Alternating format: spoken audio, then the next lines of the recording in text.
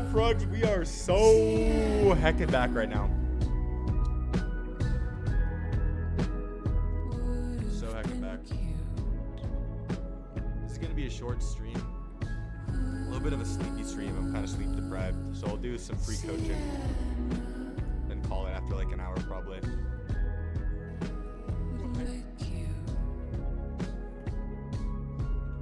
How we doing? Let me do a little audio test for myself. Sorry if you're in here already. It seems quiet, right? It's gonna be a short stream. It's really quiet. Unless I'm tripping.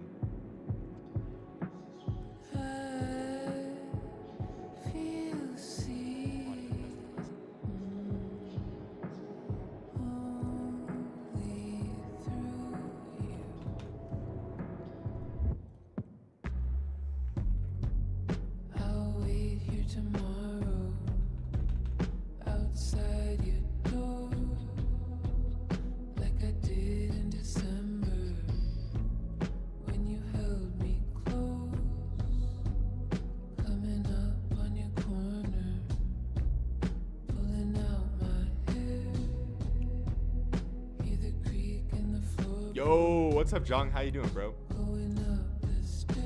I'm happy to see you.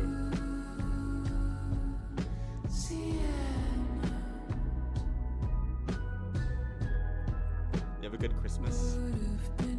Also, is the volume like super quiet for anybody in here?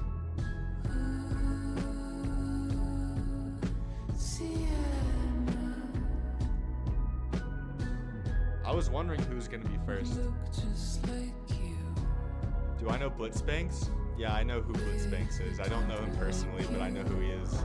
But you're good, awesome. I'm good. I'm pretty tired right now. I woke up really early for a flight, so I'm kind of like jaded. You know what I mean?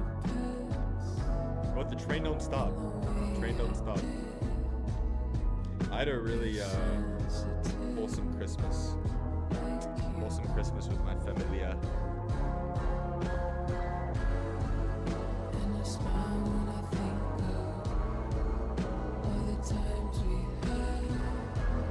Alright, let's get some more chill music.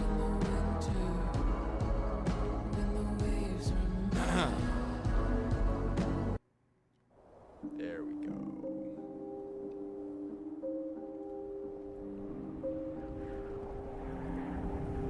I gotta make sure. I'm gonna do two things, chat. Oh, one sec. Is that better? I think my mic's just quiet overall, right? It might be better on Twitch.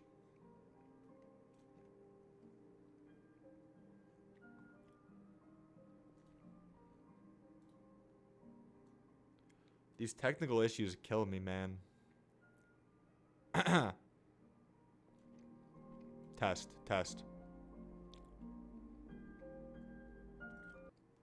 Okay. One sec, there might be echo. Sure, I'm gonna do two things, chat. Oh, one sec. Guys, yes, let's walk into... Okay, that actually sounds better. I think it's good. Yeah. I think it's good now. I think the music was just super loud before. I think that's what it was.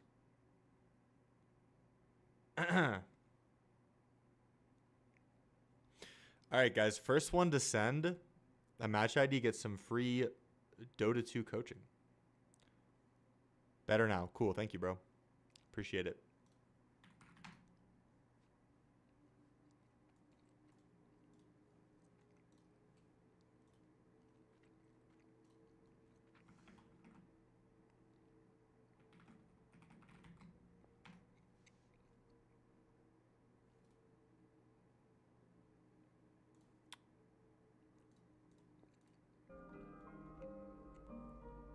Alright, is this good with the music? Actually, I can check myself. It's just super loud before. I think that's what it was. Test. Alright. Seems good to me.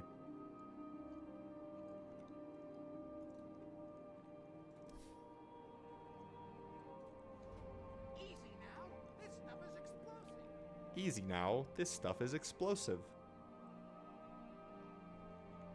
Yo, what's up, Michael? How's it going, bro? You have a Merry Christmas?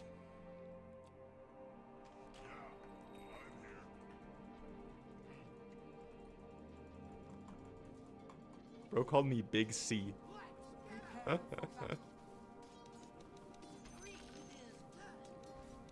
That's a throwback.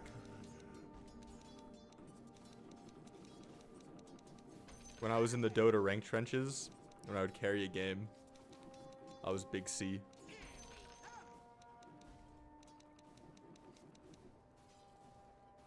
Remember, guys, A stop A. For all the Dota frogs in the chat.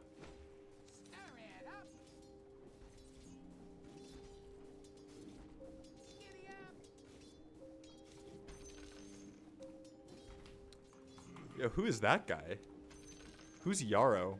Where's Sarkfall? I miss Sarkfall, man. Where's that guy been? Guys, first person to send a match ID gets free coaching. Free replay review. The holidays were awesome. I spent wholesome time with my family, and I caught up with multiple old friends, but I had one conversation in particular go crazy. We got pho, and we just loitered in this pho place at a big booth for hours, and then just like walked around after and talked. It was like, to get as cliche as possible, is like podcast worthy. We covered a lot of ground in the conversation, and it was like super energizing. Cause I was like super close with this guy, but I literally haven't talked to him for a whole year. So it felt like we kind of like grew separately, independently, and then like clashed ideas. It was really cool. And we had like a morally like gray event happen with one of our mutual friends involving some like adultery that he committed, and we were like exchanging perspectives on that. How are your holidays? How's your Dota grind going? Let's see. Big reveal. Divine 4, okay. Okay, a lot of green. Wow, bro's ripping Clinks. Did I miss a Clinks patch? That's so sad. Oh, you're playing it mid. Oh, geez, this is some tweak shit. I respect it, but this is some tweak shit. I respect it a lot. I had an incident. Oh, what happened? Was it your loss streak? I remember you posted that. That was kind of an incident. That's uncharacteristic. He's top pause 1. Wait, that's so cool. Did anything even get changed about him, or was I just like onto something early? Let's see. Let's check the patch notes. What do I think of Riki this patch? Absolutely goated. Oh, they did change Clinks.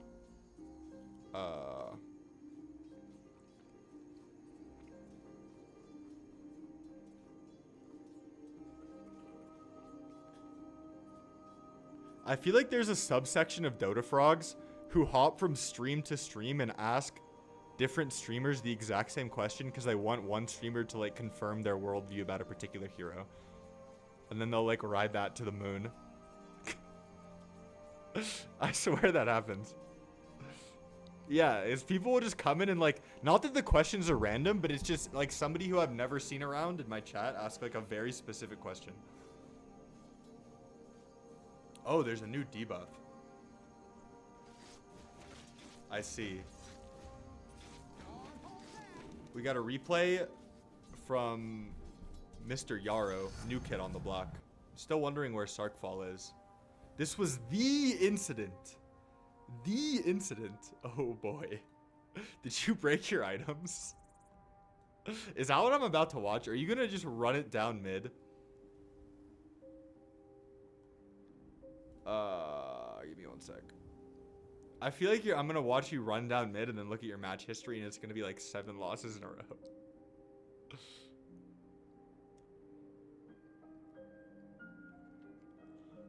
It was no. That's crazy. Why did you do that? What happened? What happened?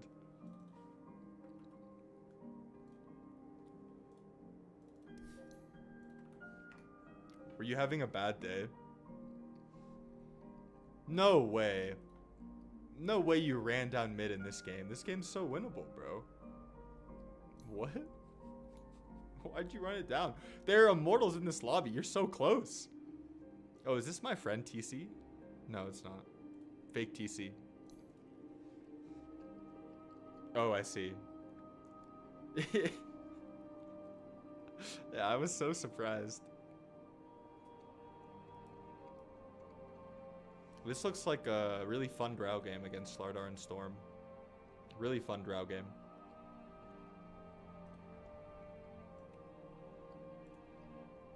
I feel like, I don't know if you're looking for advice, but in these like hard ass games, I always like Shadowblade.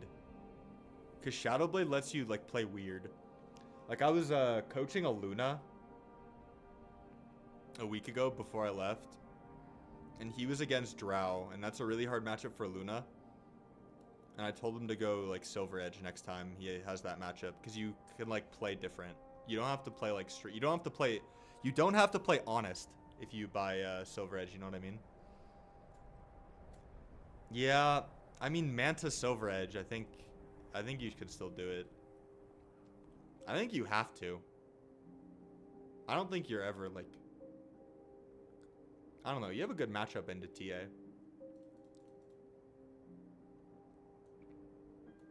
Oh, I can't download it. Really? From 12/19? I feel like Valve is like slowly decreasing the window where you can download replays. You know what I mean? They're getting lazy. Unless it's my computer, but I don't think it is. It's 1 strike. If anybody sends a replay that I can't download, it's 1 strike. And then 3 strikes. And you get timed out. Nah, I'm just kidding. The first person to send me a replay starting now gets free coaching.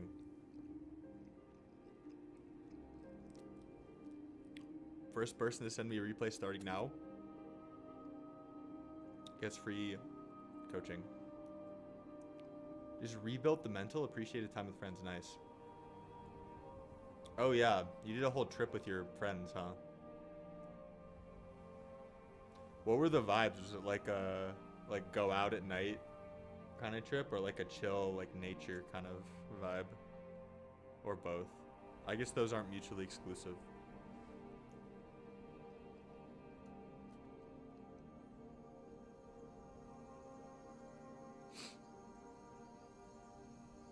Oh, nice. They pay for his multi-bedroom apartment. That's awesome. Some government jobs have lit benefits. I think I saw something recently about government hiring like storytellers. I don't know what it was. People who can tell good stories. Or maybe it was something else.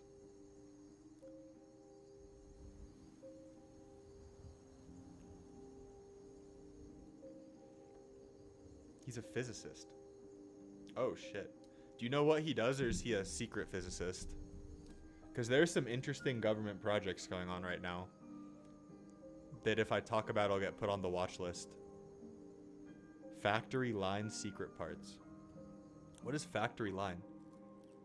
I feel like we could have won, but our carry was trash. Our carry was trash. From Mr. Moonlight Mullah. I know who you are. You can't hide from me, Mason. You can't hide.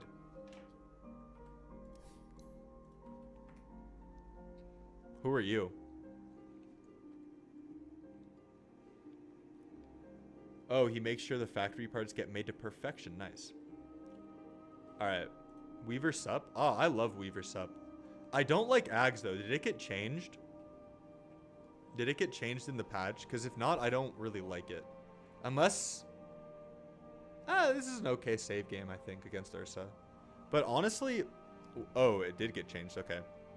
What I've liked in the past on Weaver support is just becoming a carry. Like, literally building Mjolnir, like, BKB Daedalus, and just be Pike and becoming a carry. And just carrying the game.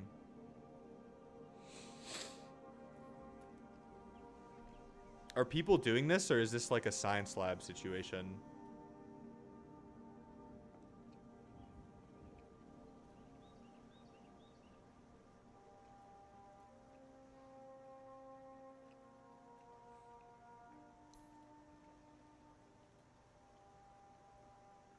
I don't like these deaths early, though. This is sus. The early deaths are kind of sus. If you're playing Weaver support, I feel like you should never die. Like, I'm not sure. We'll see.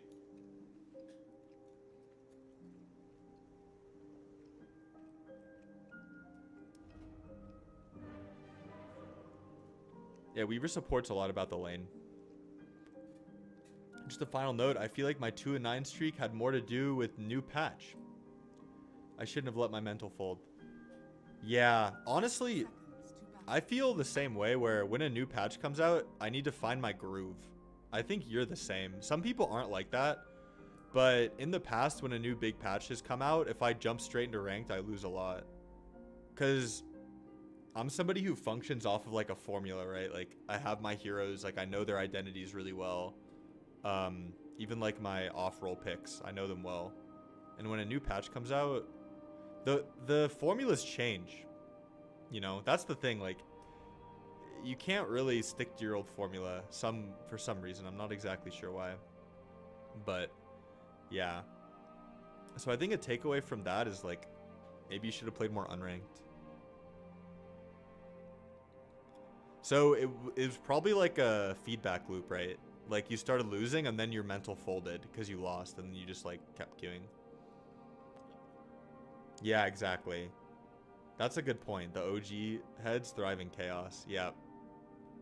That's not, you and I are the opposite of that. I don't really thrive in chaos, like a new patch. I don't know. I think chaos within the Dota game is fine. But chaos on the macro scale can get a little sus. Alright, so you should always buy a smoke and an obs. Like Weaver is a perfect hero for this because you just skill Sakuchi and smoke your team and go Sakuchi and get a ward down like early. Like use your mana off cooldown to get out of base. You can get here before like anybody in the game. And you place a ward and your team will follow you. You ping and ask your team to follow you and play here. So right off the bat, like, my mic is extremely quiet. Extremely quiet. Hey, thanks for the sub, Yarrow. Appreciate that, bro. I can hear it too. Okay, we'll turn my mic up. Okay, that's... actually, wait, no. I'm gonna do this. Thank you for letting me know that my mic is quiet. Thanks for the sub, Yarrow.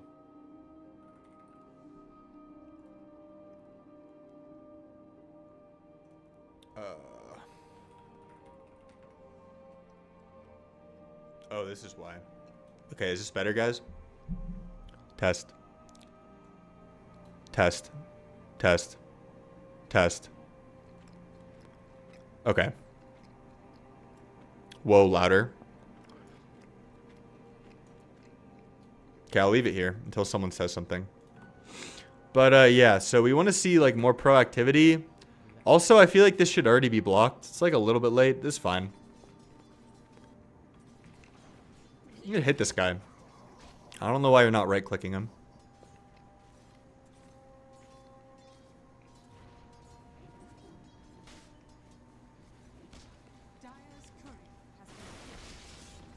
How come it doesn't notify me if you go live? I have to physically go to your channel? I'm not sure.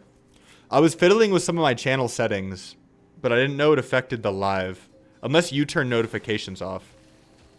I'm not sure. That's weird. Thanks for telling me, though.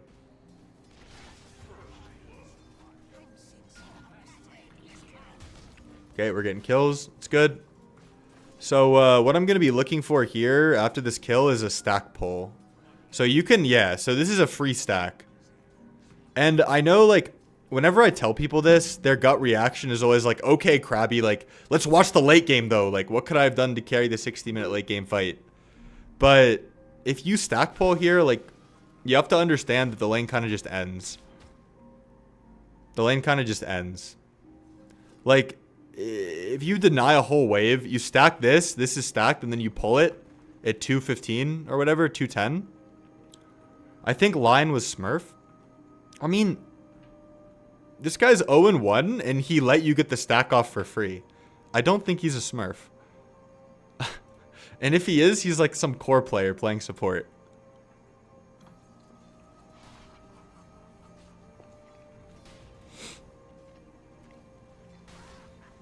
Yeah. Yeah, you gotta lock in on your own play, bro. Your comms are kind of sus. I'm not gonna lie. Your comms are kind of sus. Like, you could have stack pulled this. A pull is good, but stack pull is just so much better. Oh, man. It's just so greedy not to level Sakuchi. That's just insane. You should go Sakuchi level 2. This is your best spell. By far. I see. Well, you can't have that happen.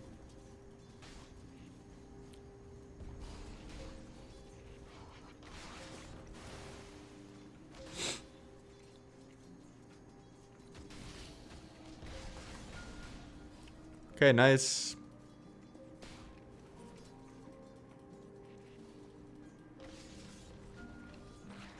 I want to see you try to go for the stack pull in the future.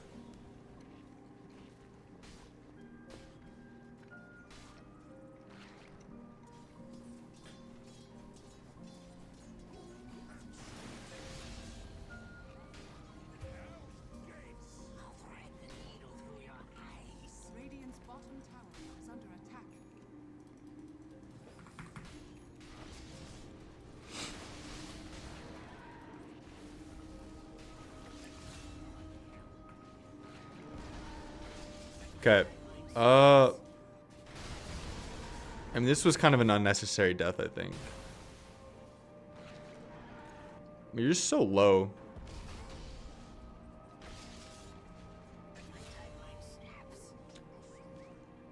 Yeah, I don't really have anything to say other than just don't die there. Like, you can run up. Or you could have Sakuchi'd earlier. Like, you waited a really long time. It's so greedy. This is such greedy play. Leveling this at level 2 and like waiting to Sakuchi until Ursa's on top of you. Like, you saw him walking here. And the other thing that I want to see you do on Weaver is go mid. Because Weaver can go mid so fast with Sakuchi. So what you can look for too is like a 2 or a 4 minute water rune play. If one of the mids is low, you can go mid at 2 or 4 minutes. But also for the power runes.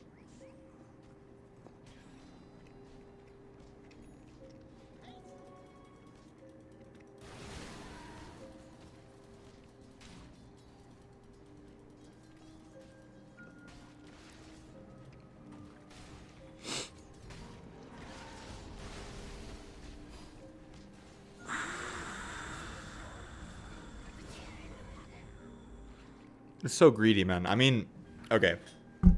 If you're going to play Weaver support, like, the lane can't go like this. You can't have these 3 deaths.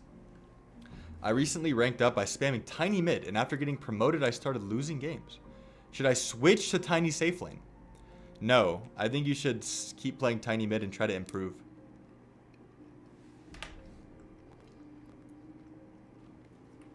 Weaver support is fine. Weaver support is fine. I have nothing wrong with the pick.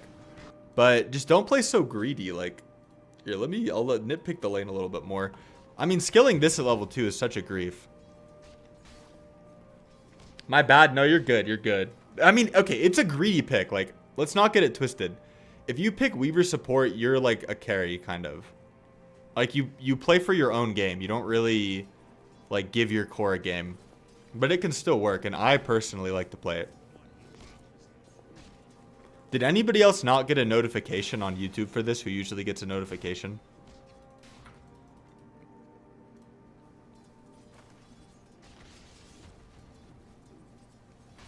It was on homepage? I see.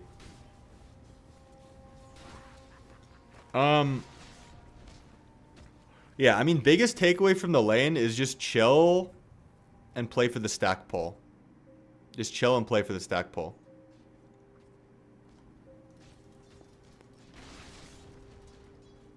Alright, let's watch some of your warding and movements and stuff.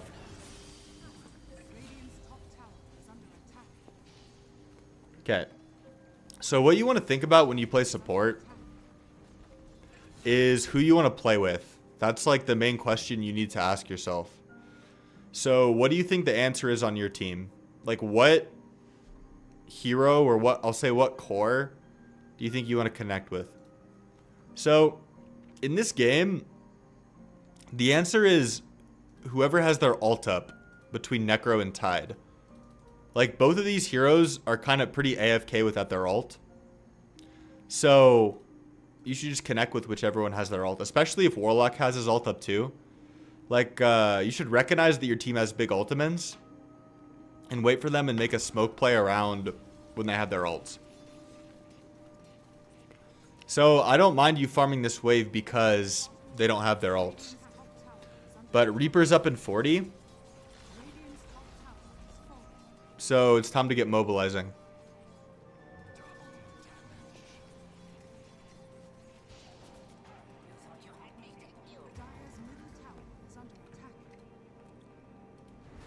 Yeah, so I think it's really important you're here right now, part of this move. Like, as a support, it's kind of your responsibility to be a part of this. Oh, I need to make sure my Twitch category is not Dota 2. Let me change it.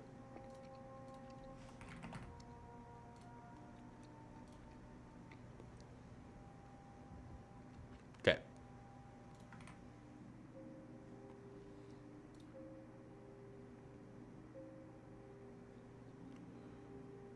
Have I watched Quinn's ganking guide? No, I haven't. I saw it, but I didn't watch it. I'm sure it's good.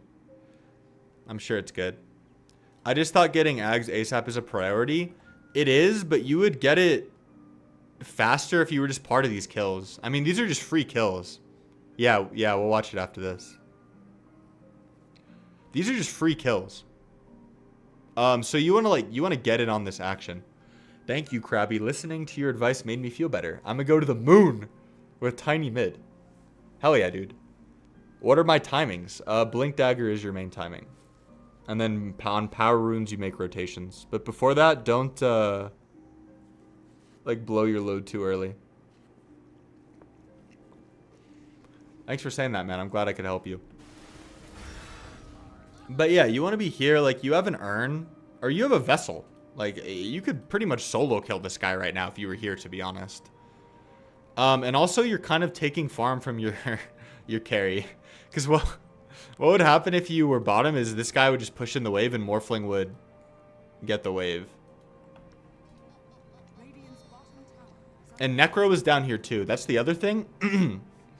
Like, if you were down here, Necro might not have left. And you also want to take this tower and open it up for your team. Because, I agree. Like, Weaver is a greedy carry. You do want to farm. But you can't, like, you need to make a move first, if that makes sense. Like, open up the map with this tower. Take this tower, and then you can start to be greedier. But it's just right now, like, the way I look at this game, honestly, like, you're kind of the boss of the game right now. You're kind of the boss of the game with this vessel. Like, you're strong. Level 4 bugs, vessel.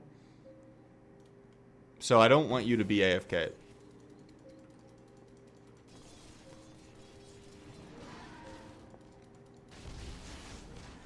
Yeah, like, if you see this, I mean, you just have to be here. Instead, you're dying top. How did you die? Oh, boy.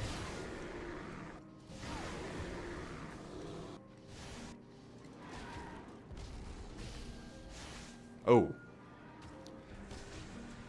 Alright. That was sussy, my friend. That was some sussy spell casting. Baited Ursa. Baited Ursa. I would not call this a nice a bait. I don't know. I don't know if you're serious or joking. I actually don't know.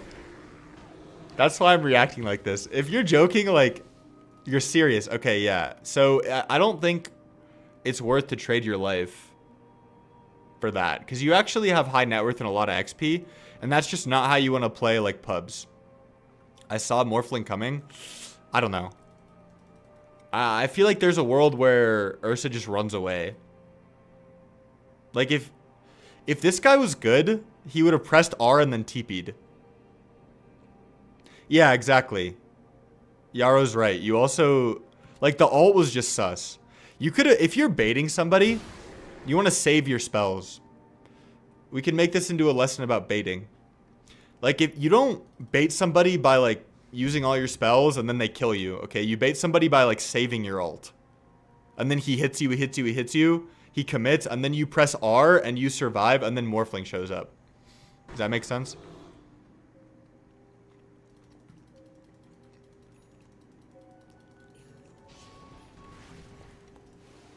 Also, again, you should be bottom.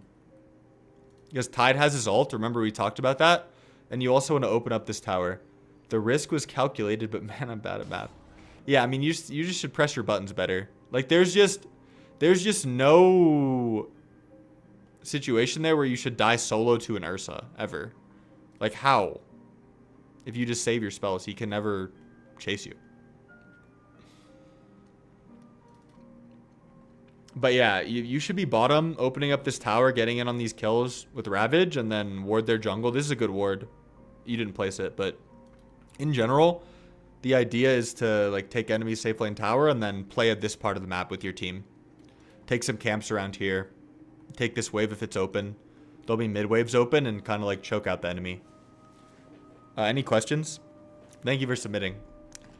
Thank you for submitting. My first submission back.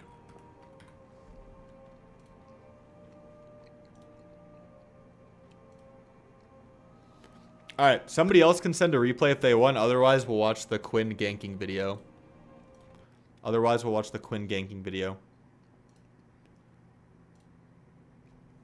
Yeah, Valve did cuck you on the submission. Are we making ground beef and Pharaoh in the Instant Pot tonight? Close. Ground turkey and Pharaoh. No, I'm just kidding. I don't know. I'm pretty, like, not jet lagged because I didn't travel across time zones, but I woke up super early for my flight. So I have some, like, frozen prepared pasta, so I might cook that and then make ground turkey and put it, like, on the pasta. So I have, like, pasta and ground turkey and then bake some vegetables in a baking sheet.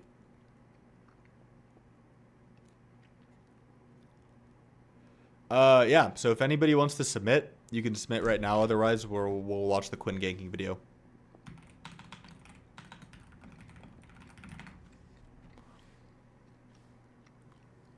Bro is around for the ground beef and Pharaoh Oblivion stream. That was a lit stream. I remember that. I'm being auto-modded. Try again.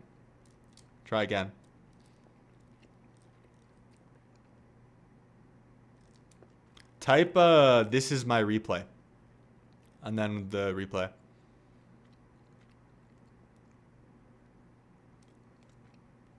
Nice.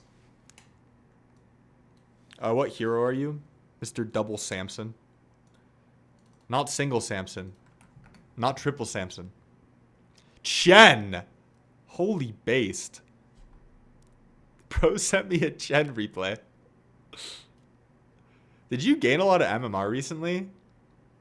I feel like you used to be lower, but maybe I didn't know.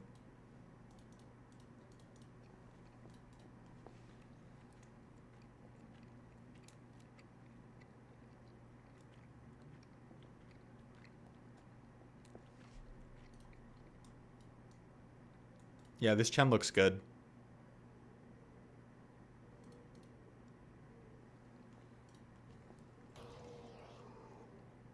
Alright. First thing I'm going to be looking for. Are we sending the mana creep mid? I hit Immortal a year ago and then recalibrated Ancient 4. Oh, jeez. The recalibration from hell. 30 seconds to battle. The battle begins. Aren't you supposed to put the mana creep mid? Is that what everyone does still? Yeah, recalibrations are sus, guys.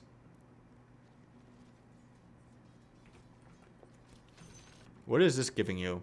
I'm not a Chen nerd. Is this what pros do? Do you know this, or are you like cooking this yourself?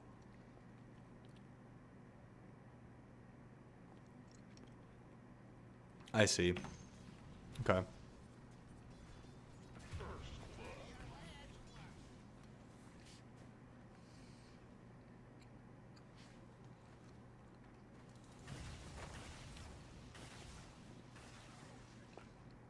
middle tower is under attack. Okay, nice. Let's get the hard pull. Get the hard pull. Nice.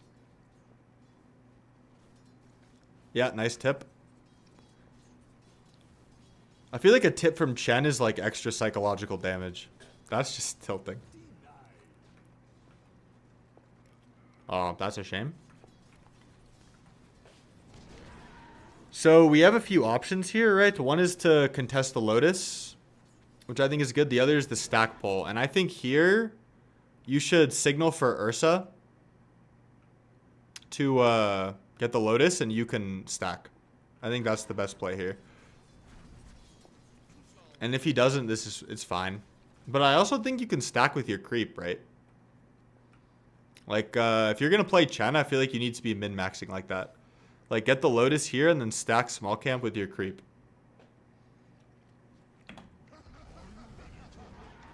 Or you can signal for Ursa to get the Lotus and you stack, right? Like,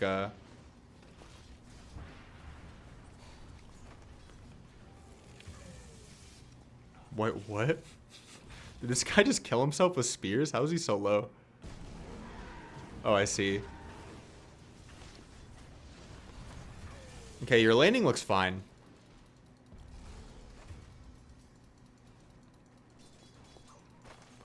So a lot of playing Chen in the mid game is just not dying. How is Ursa into Husk? It goes both ways. I don't think it's an... I think Ursa can kill Huskar with like a Chen or like a kill laning partner.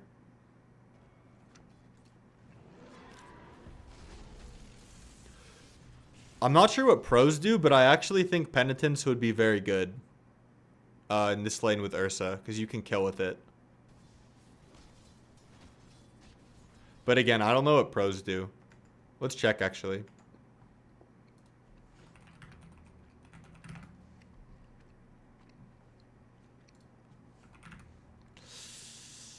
Let's check if there's any Penitence.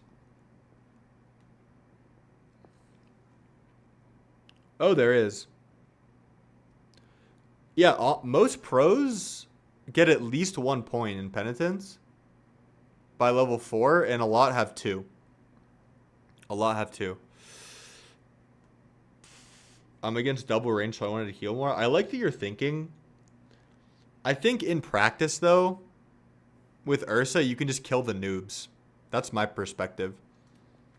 Like, they'll walk out of position and you can just kill them. Like, you can all in them instead of trying to out-sustain.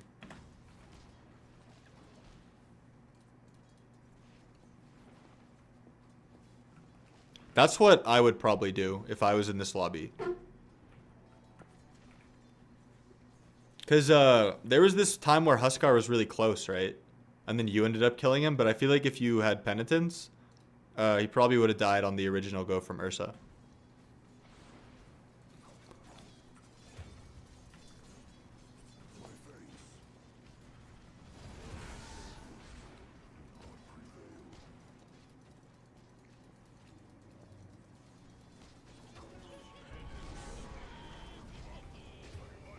Nice.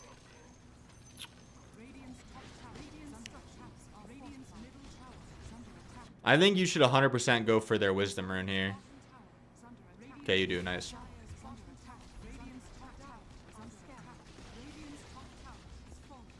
Alright. Now it's time to go bottom. It's time to go bottom. Like, after you take this tower, this guy's chilling. He can pull for himself. Especially because now Huskar is just jungling. Like, if he doesn't show in this lane, it's time to make your presence known elsewhere in the game. Yeah, like, I don't really like this. Like, what are you doing here? You know what I mean? Like, what do you want to accomplish? Like, are you going to take this T2? Like, no. You're not going to do that. Are you going to hit this camp? Maybe. Maybe you're going to hit this camp. I don't know. I don't like this. This guy's probably dead. Yeah, I think instead of diving this T2, you should because if this guy, like, you know, was in proper condition, then I think he just double kills. This. Instead, you should go bottom. And take this tower. Bring your army bottom.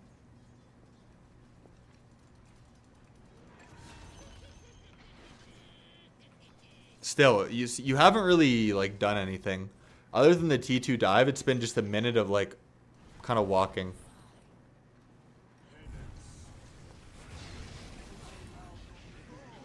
Yeah, this is it's kind of throwy. This is kind of throwy. Like, usually when I coach players at this level, it's like you do the right thing and then you randomly, like, throw the game for no reason. So you're doing the right things and then you walk solo into enemy triangle for no reason. Like, you should just accept that they can farm here unless it's a really strong move where you smoke your mid and maybe even your Ursa comes with you. With a ward. You probably had a ward. Oh no, it's his ward. Yeah, and Chen is super momentum based. So to, like, swing your momentum, because you generated a lot of it top, you should have went bottom. And this guy's really easy to kick out. Like, what is this guy going to do if you just, like, put the creep army in his face, you know? The answer is nothing.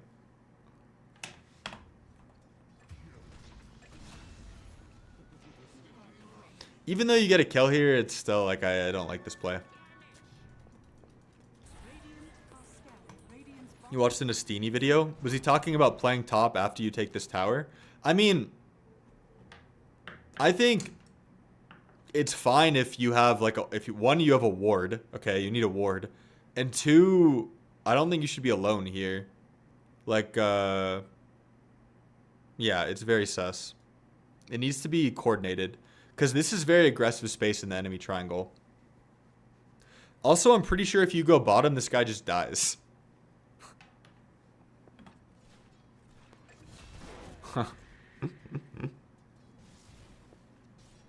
Yeah, I mean, over adjusting for improvement is good. You kind of need to do that.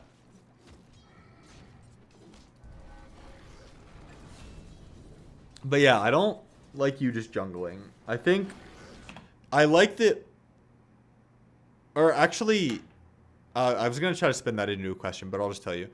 I like that you're jungling, but you should be farming, like, this camp. What I would do if I was in this game is I would buy a ward. I would put a ward, like, here. I'd probably smoke myself. Smoke yourself, put a ward here, and then just farm this camp. And maybe this camp. This camp's a little bit sus. And, like, this camp. Right? And then if a kill opportunity on Muerta comes, which I think you could have killed this guy for the last, like, 4 minutes, especially if your Shaker's there, but he's not there now, then you're in a position where you can just rotate over and kill him. And then take this tower.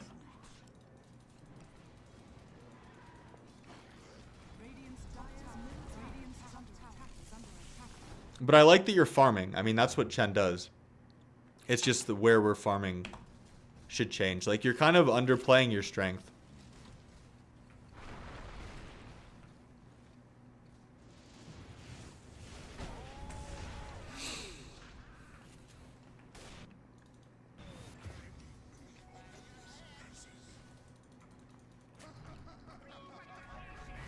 Yeah, I wish you were part of this. This guy probably gonna die anyway, but I mean, if you're here, I feel like the tower just falls. Right? And it's very important. This is the same thing I was telling Mr. Moonlight. Is that the objective is to get this tower to fall. Because once this tower falls, you can start playing here, like, very comfortably. And then collapse on mid. You have this angle on mid. Once this tower falls. Because you can play here safely. And you have wards here. So you have control of this area. And then you, like, pincer mid. Maybe not pincer, because you're not coming from the top. But I would just ask yourself, like, after you have a good lane like this, what's the objective? Because I should have asked you, but I'm pretty sure you could tell me what it is. Like, most players at this level know that this is the first objective you should take. People say it all the time. But it's just about applying that. It's just about applying that. Now we're in the triangle again. Oh, man, I would love for this tower. This guy can be dead again. Like, he just TP'd back. This is insane. I mean, okay. So, I get this. Hold on, let me fix my camera. I get what you're doing, and I don't think it's necessarily like really bad. Okay, that's not what I'm saying. But I just look at this like it's so free, bro. It's so free. There's this like squishy ranged hero who just TP'd back. This is generally hard terrain for the enemy to fight in compared to their triangle. So I just like take the easy play instead of going for this. You can do mid after. Do mid after. Yeah, and then we die. Your life is important. Support lives matter, guys. Support lives matter. Yeah, so, and then your sniper dying, this is like, you can say that this is a consequence of your actions because your sniper is like playing here. That's the other thing, is that your mid hero doesn't want to walk up here. Sniper does not want to walk up here. You know, if you're playing with some like Ember Spirit, then it's different. Ember Spirit does want to walk up here because he can get away with Remnant or like some Storm. But yeah, this is your biggest mistake. You're not progressing the game. The way you progress the game is you take this tower, then you move into the enemy jungle, and then you have a good angle on mid. But this angle is not a good angle. It's not a good angle on mid. This is a bad angle. Any questions? Any questions? Thanks for submitting, man. I still remember meeting you at Raleigh, by the way. That was cool. When you came up to Pine and I. Alright, next person to submit. Next person to submit gets free coaching. Or you can sub and cut the line. Yeah. That was cool. Raleigh was such a blast. Anyone else in chat was at Raleigh? That was so fun. I don't have a replay to offer. I'm just here to watch. All good, Bjorn. All good. Welcome back. Welcome back, everybody. It's been a little bit. It's been a little bit. Who else? Raise your hand. Raise your hand. Actually, press 1. Press 1 if you did not get a YouTube notification and you were expecting one for the stream. What hero are you, Yesh?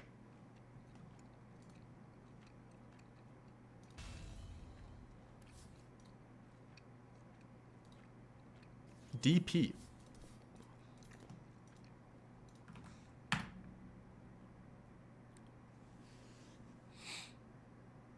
DP. 7014. Glaze replay. Alright. Be honest. Yesh, is this a Glaze replay?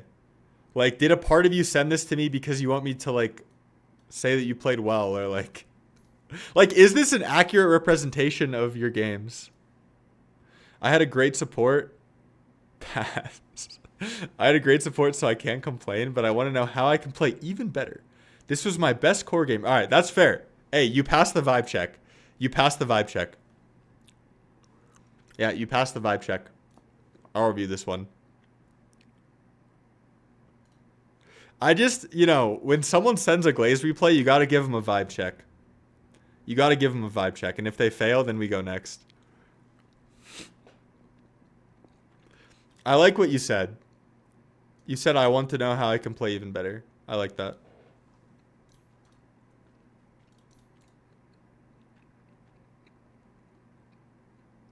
Okay, so you shit on your lane. Oh, yeah, your net worth is really low. Your net worth is really low at 20 minutes. Jesus. Are people picking Death Prophet, by the way, or are you, like, a scientist? I don't know.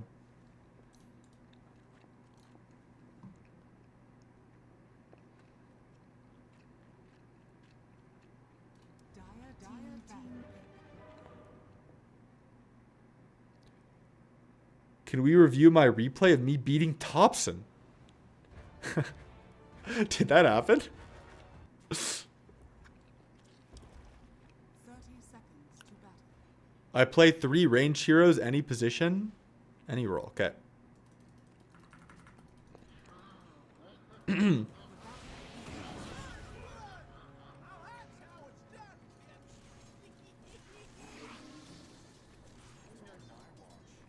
Alright. I don't know why you're nuking before the range creep is dead. This is like a Giga Grief. And this what MMR is this? This just tells me you have bad laning intuition.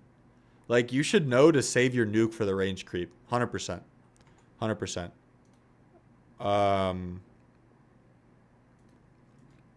Here, let me rename this. Or change the rank.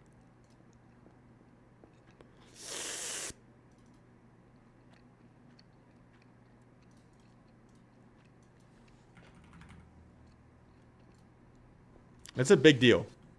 It's a big deal. Like, a melee versus a range is always going to be better at denying. Always. So you need to like secure it. Like, the fundamental to secure a range creep with a ranged projectile nuke. What do we think, chat? What do we think? What's the fundamental way to secure a creep with a ranged hero with a nuke? It's not just nuke. There's an extra step. There's an extra step. What do we think? What do we think?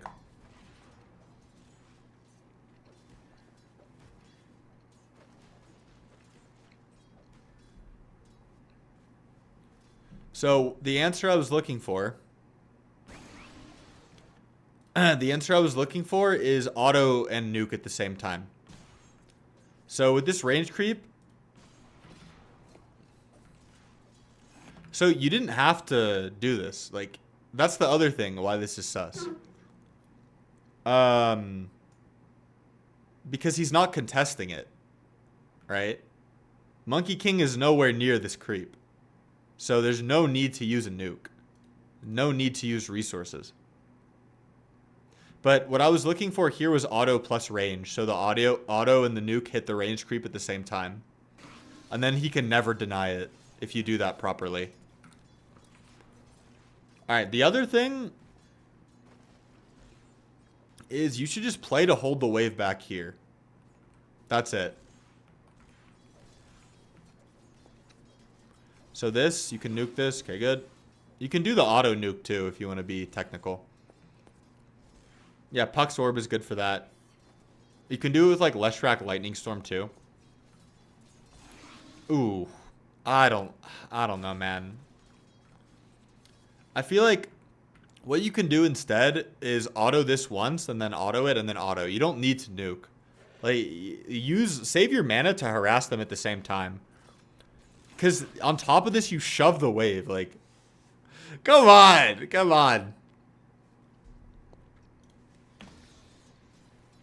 Because again, the goal is to just keep the wave here. Right? That's what we want. And so you just nuke the whole wave for no reason. For absolutely no reason. You didn't even hit the Monkey King. So instead of this happening, where you only deny one creep, you could have denied that whole wave. Do you see that? Like, you literally could have denied every single one of these creeps. And because he can't walk up. This guy can't walk up. So if you're trying to be better, like, all of these creeps should be denied. All these creeps should be denied. Any questions? Because you're, like, bailing this guy out.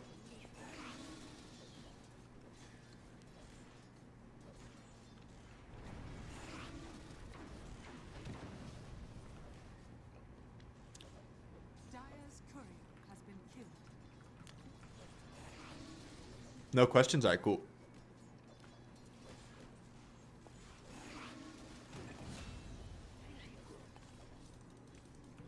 All right, I mean, this looks pretty good.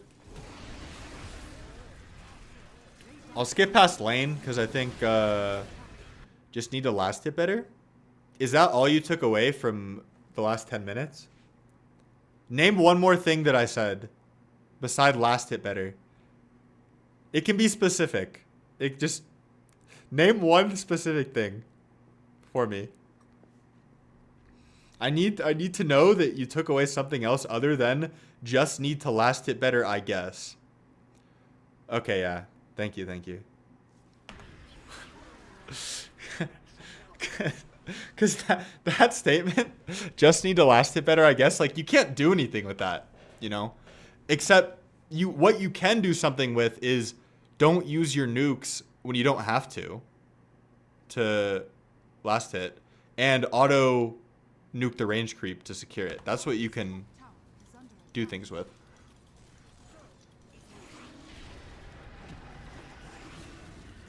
Alright, this looks pretty good. I'm gonna see what happens in between 10 and 20 minutes.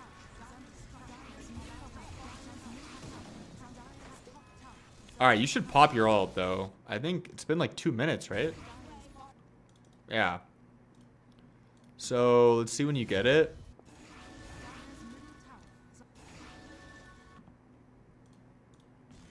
I just want to show you something. Okay, so you get it at 6:32, and I'll see when you use it.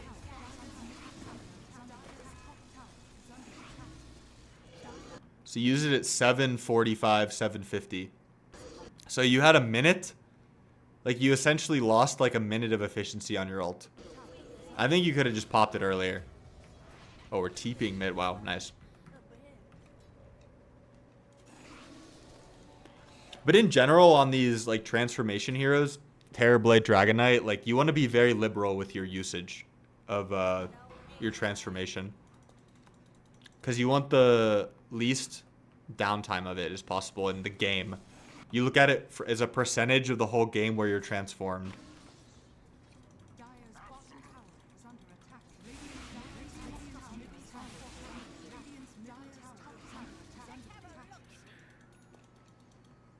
Okay.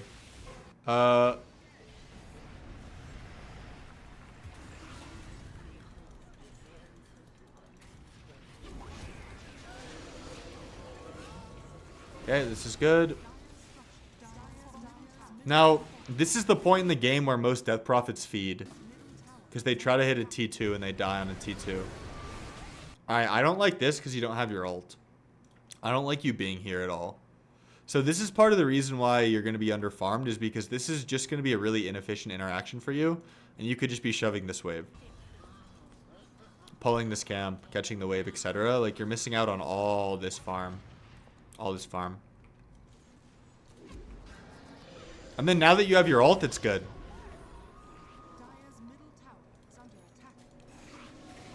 But you should just be better about rubber banding back to farm. So, like, even now, their wave's bottom. Like, you're not going to take this T2 right now with no ult. There's just no way. So you don't want to be, like, here. You don't want to be grouped mid right now. You don't want a team fight. Even though you're ahead, you don't want a team fight. Where you want to be is farming. So in downtime, yeah, like, this is, you'd get punished for this very, very hard in higher MMR games. And you're not farming anything as well. Like, your team's splitting this wave, and you're not farming any camps. And I feel like 3 or 4 waves have been missed here that you could have gotten.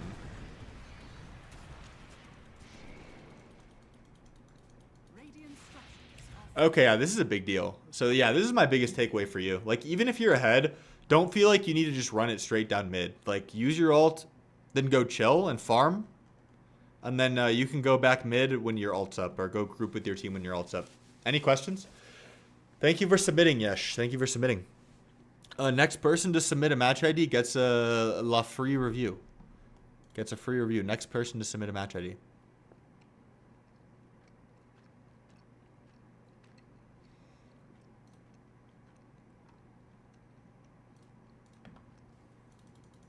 I'm going to turn my light on in the meantime.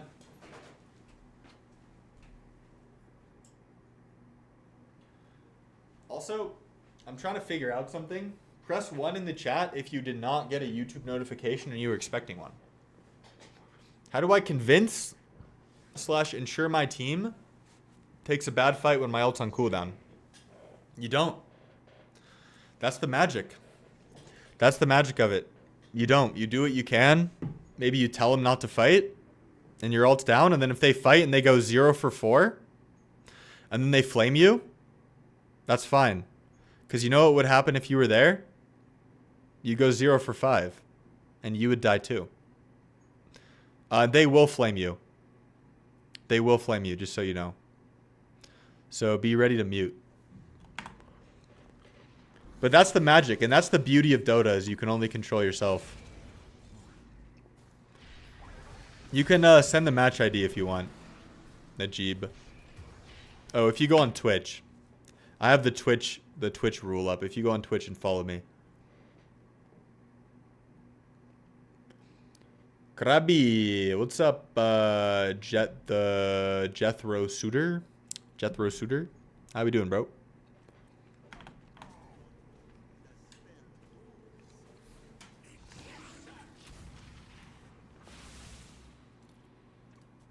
Press 1 in the chat if you did not get a YouTube notification for the stream and you were expecting one.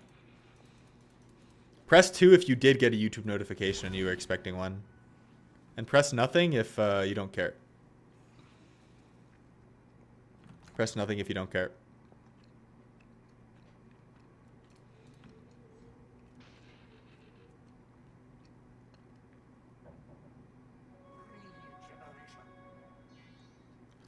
Alright. Yeah, the Dota buff match... the Dota buff matchups are really good. That info is really good. No, it's really good. It's pretty good. Because if you think about it, like, everything's controlled. So those win rates have good data. Because even though they're, like, low MMR games, if people play, like, badly in those games, it doesn't matter. Because the heroes with better matchups are going to win more often. Ursa PL has an insano number. What do you mean by that? My opinion of the Ursa PL matchup is Ursa's good against PL. Because when you mark him with Fury Swipes, it says Ursa's dead lost. Okay, yeah. I mean, I think there are exceptions. Because I think you need to jump PL. Juggernaut YouTube. All right, we'll look at your items. Spec is Imba first pick. That's sick. Well, the Drow lane against Slardar is really good. And Drow has really high armor, right? That's what you need to think of too. So like amp damage doesn't really do anything to Drow. So I can see that. I also think with the Ursa PL thing, like part of that is because I think Ursa's one of my best heroes, so I just know how to play the matchup. So there's nuance, right? Obviously, there's nuance.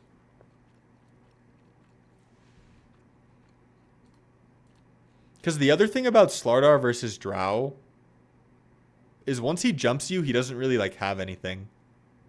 I guess he can chase you a sprint. I want a 20-hour Krabby stream of me debating Dota buff matchups and explaining interaction to me. Yeah, that'd be sick. I could do that. I could talk about that for hours.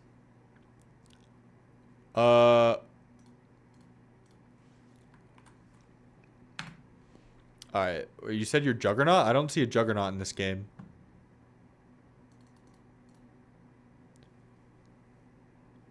Yeah, it is. Yeah, dude, you're right. I wish I was still, like, super focused on Dota because that's a really good medium for me to just, like, yap, you know? Like, that would, like you said, springboard into so many very based areas of discussion. Because already, like, look at how based the last, like, 5 minutes have been. I'm talking about how, like, matchups have nuance and, like, if you know how to play a bad matchup, it's not a bad matchup. Like, it's so good. Also, I'm not seeing a Juggernaut in this game. Yeah, BSJ used to do that.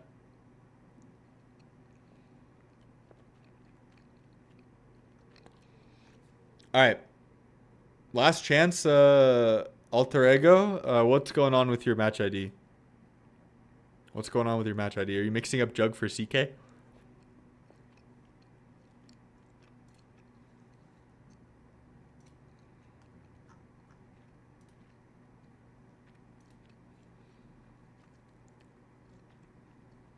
My fave percentages are the ones where the public doesn't know the interaction.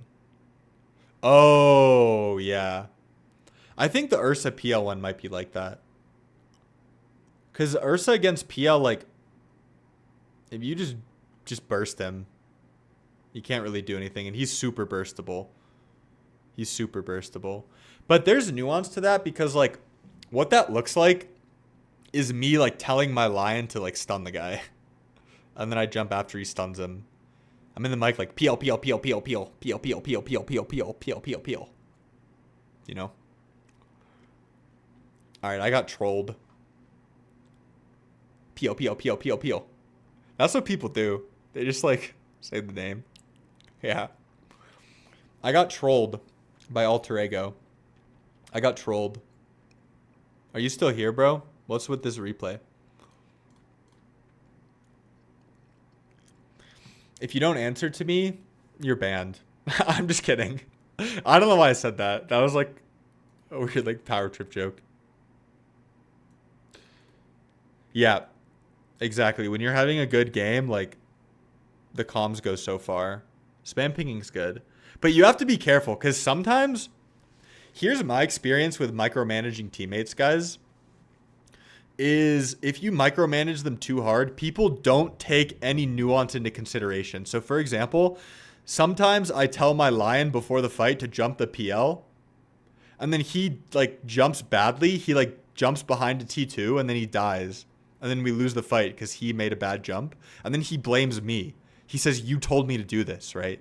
But it's like, I didn't tell you to fucking dive the tower, bro. Yeah, actually. It's kind of like that. You're trying to plant the seed of playing Turbo in my head, and it's working. Can we roast me playing like a bot? Yes.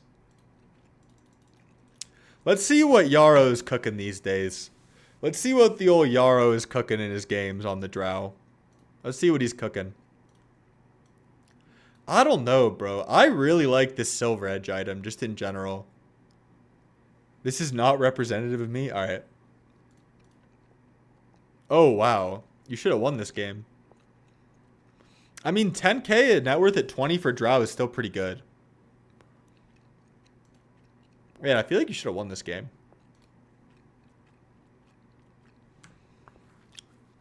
Did you not take Roche or something? I like how that Jug guy just dipped. He sent me a bad match ID and then he just left. He like panicked. He panicked. He got stage fright. If you're still here, Mr. Jug, I'll do yours after this.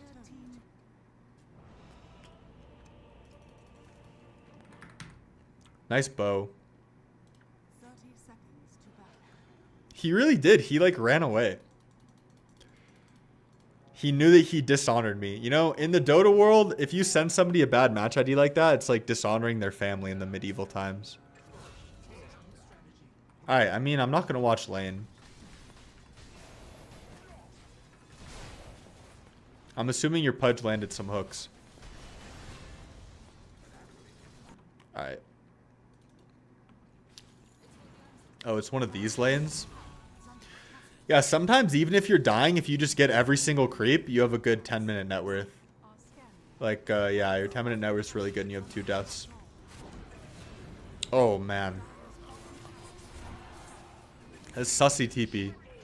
Because you missed out on a lot. Like, I don't know if you got anything out of this.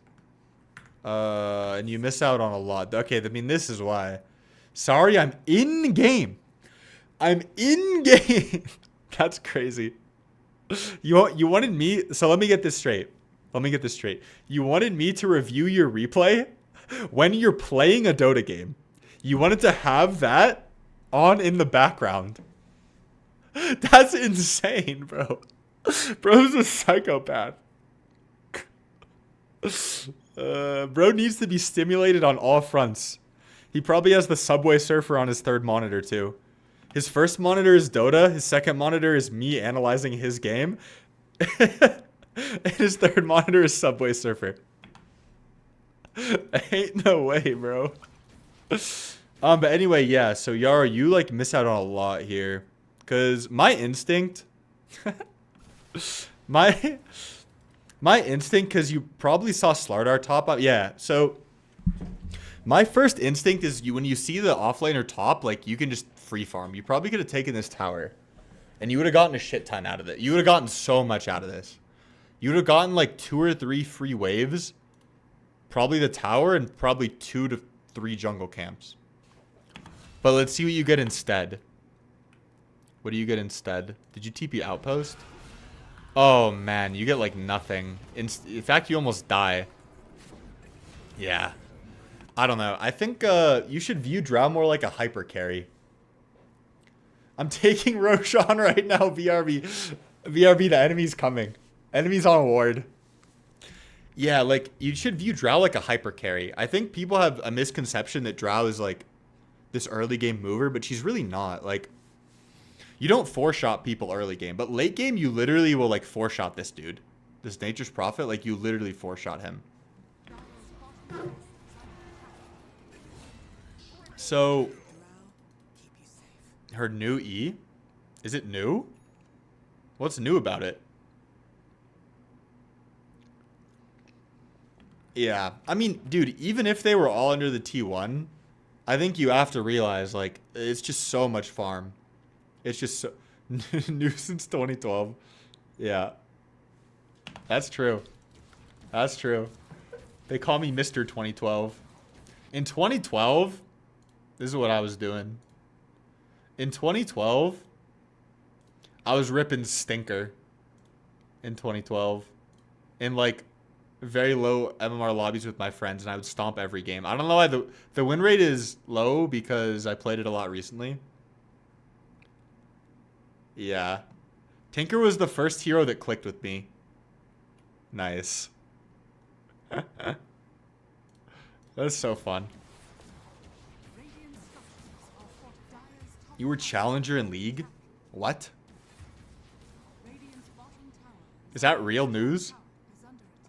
That's really good. Wow. What role?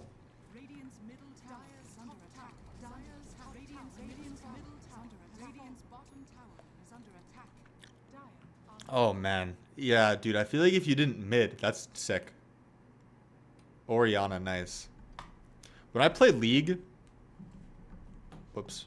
Orianna's like Magnus, right? She has RP, if I'm thinking of the right champion. I only play Zoe mid in League. Zoe is so lit. I wish there was a Zoe in Dota. Actually, Tinker's kind of like the Zoe of Dota. Yeah, ranged RP.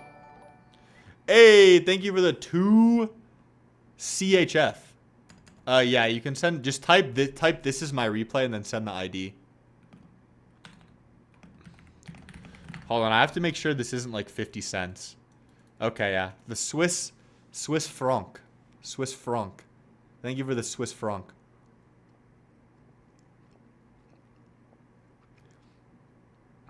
Yeah.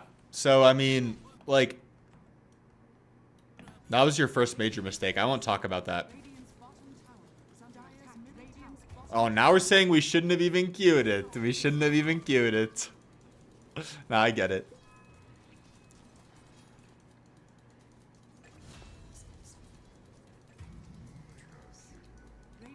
I don't know what people do on Pro Tracker.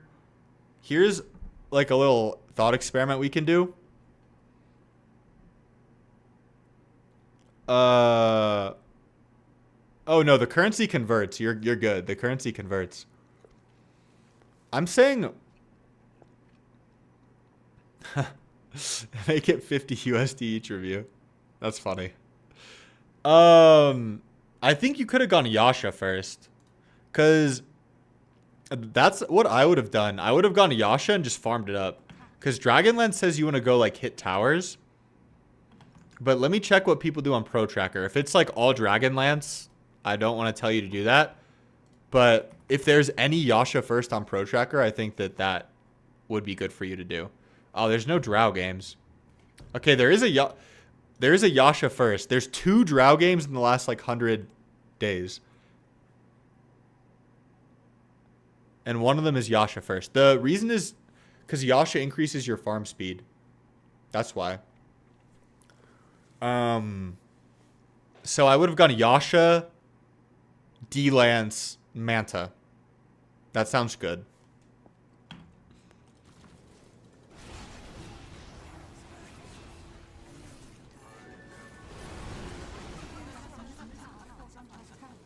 Buying Deso on TA? Kind of. TA's different. TA's different because when you have a Dragonlance, you want to be like shredding people. Like you want to be fighting. I don't think Drow like is like that. TA with the Dragonlance is a lot stronger than Drow with the Dragonlance. Dire's bottom tower is under attack. I mean, your game's fine. Radiant's bottom tower I wonder where you throw. Because even at 20 minutes, like 10k net on Drow. is under When does Drow hit Ancients? Yasha. I think you need Yasha or D-Lance. But that's another reason to go Yasha first. Right? Is because you can hit Ancients. Do you guys remember when Drow used to one-shot Ancients with fucking marksmanship? That was so fun.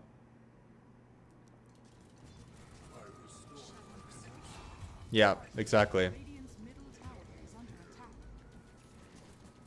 The way I look at it, yeah, I know. The way I look at it is that you go Dragonlance if you have to. Like, you go Dragonlance if you think you need to have impact. I feel like I sound like BSJ. Like, I think I might have heard BSJ say this word for word, like, years ago. And this, like, totally sounds like something he would say. But you have to go D-Lance, or you want to go D-Lance if you have to exert yourself in the game, or you're just going to get run over. Does that make sense? But you go Yasha if, like, you're just chilling and you want to farm. And you were just chilling. Is under attack. Oh, I should change the rank. Divine.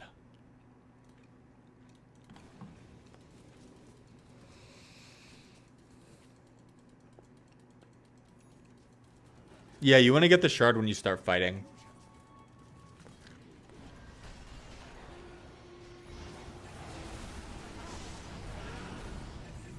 Okay, nice. Game's good. It's Roche time. Dire's middle tower is under attack. Dire's middle tower has fallen. Dire are scanning.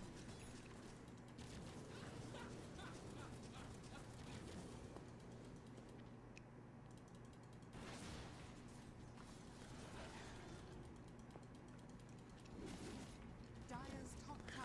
Yeah, I can't lie. I don't love you hitting this T2. I think, all right. I mean, this is the throw. Like, it has to be. You're going to die. This is absurd. Like, all of my red flags are coming up right now. Like, look, they're pinging you. There's 2 pings on you. You should never do this. Never do this. Even if you have an Aegis, I don't think you should really ever do this on Drow. Like, maybe. All right, you get saved. That was a clutch hook.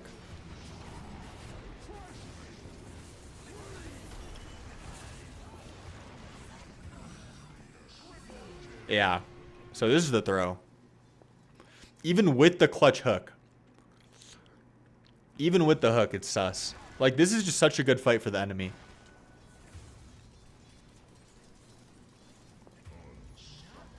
I mean, as the carry, it's like your responsibility to not die there.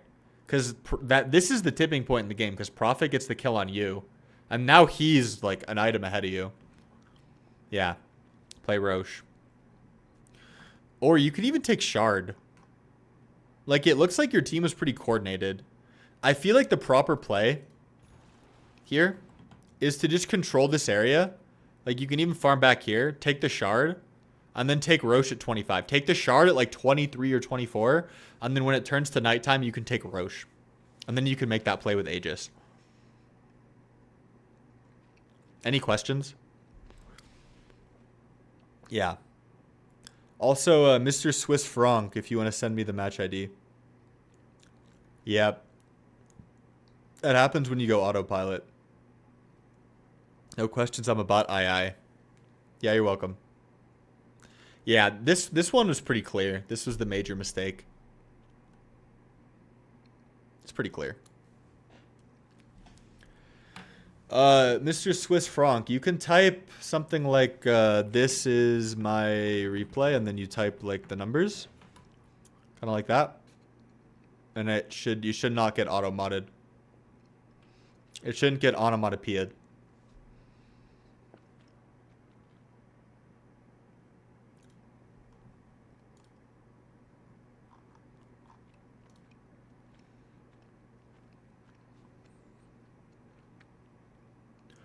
if you notice, there's a pattern in our reviews from fundamental farm issues. And now we're looking at, oh yeah, that's true.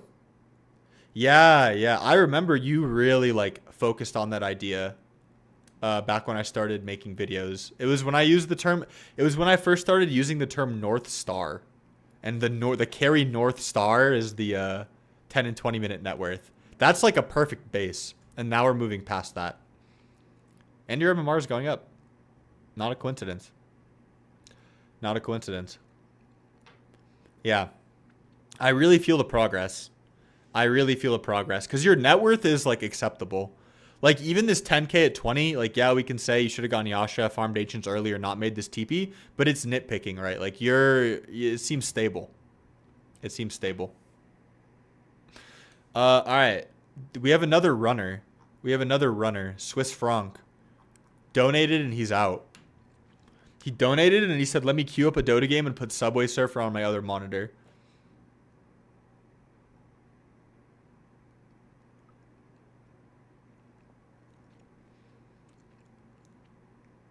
Last call. Last call for Swiss Franc. Or we're watching the Quinn video. Yeah, what is going on today, bro? What is going on? I'm here. All right. Send the review. The ID. Yeah, I want to watch the second Quinn video. All right. Type this. This will be the last time I say it because I've said it like 4 times. Type this is my replay and then type the numbers. Or go in Twitch. If that doesn't work, go in Twitch. Or join Discord and put it in general chat.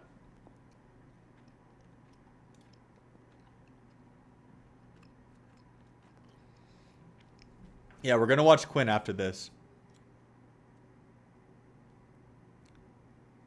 Yeah, mid in League is like an actual carry.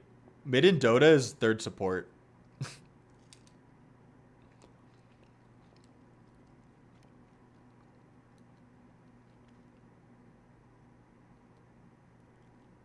Alright, I think you need to go on Twitch. I got a new like React camera setup. Check this out. This is what I'm going to do. I'm going to do I like this. I think it looks like more professional than what I used to do. I'm going to like react like this. And then this way, when I edit the React videos, I can make the video like full screen when I talk. It'll be good. Pub mid, yeah, exactly. Pub mids are still playing like carries. And they're not. Yeah, like no one, I'm pretty sure he's the guy who said that Tiny is a third support. Or it wasn't Tiny. He said that mid is a third support, and it was on a Tiny game. All right, go to Twitch.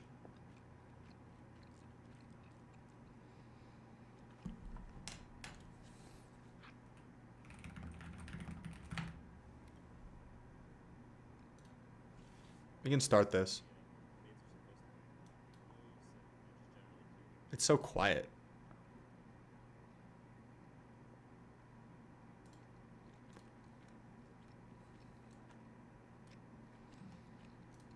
That notion is generally true. People don't really understand why or when or how to make those decisions consistently well. In this video, I'll be talking about some specifics and principles for mid about how you should play the post-laning phase of the game. A basic framework you have to work around for mid is the runes. They're one of your biggest sources of regen and also of kill potential. Yes, so everything is centered around the runes.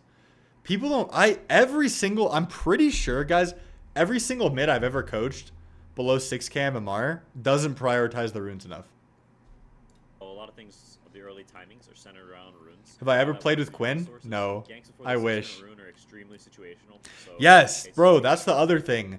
Is I'm sure Quinn will talk about this, but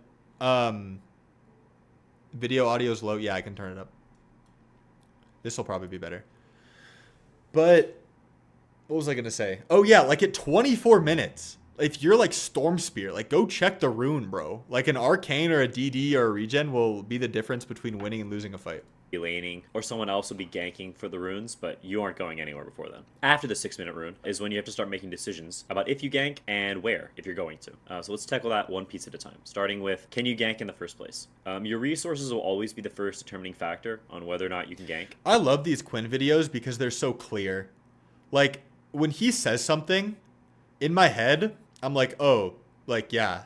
Like, it's obvious, that's not what I think, but it's very easy to, like, or at least for me, I think it's the same for you guys too.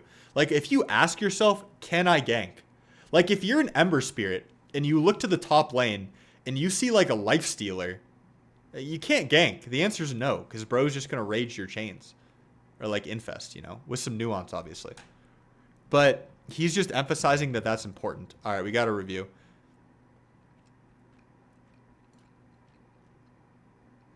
Yeah, resource management is hard.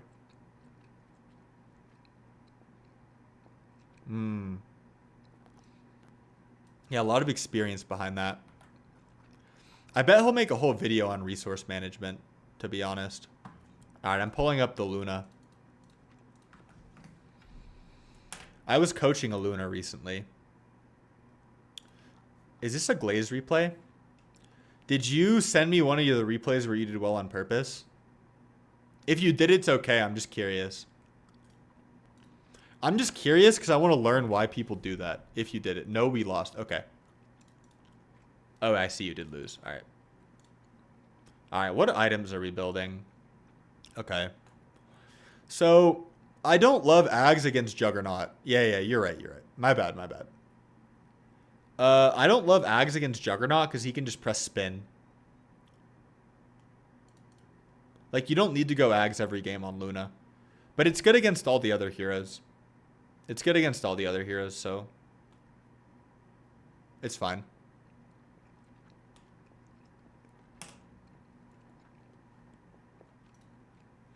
You're right. The character of this replay is very different than, like, a 10-0 and 20, like, a win. Where it's just a stomp.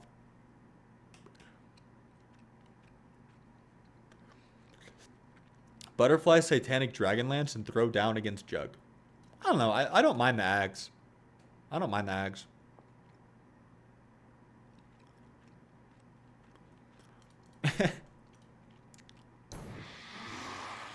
Monk ass. We'll see. Your team pick. I remember the last person who paid in Swiss franc was a Coper. Not making any generalizations, but the last person to pay in Swiss franc, like, was getting really defensive. The battle begins. Oh, wait, what is... I need to see if I need to watch lane. Alright, I won't comment on your friends if they have soft hearts. Alright, this is fine. Okay. I feel like could be a little higher at 20. Let's see. I am first in everything.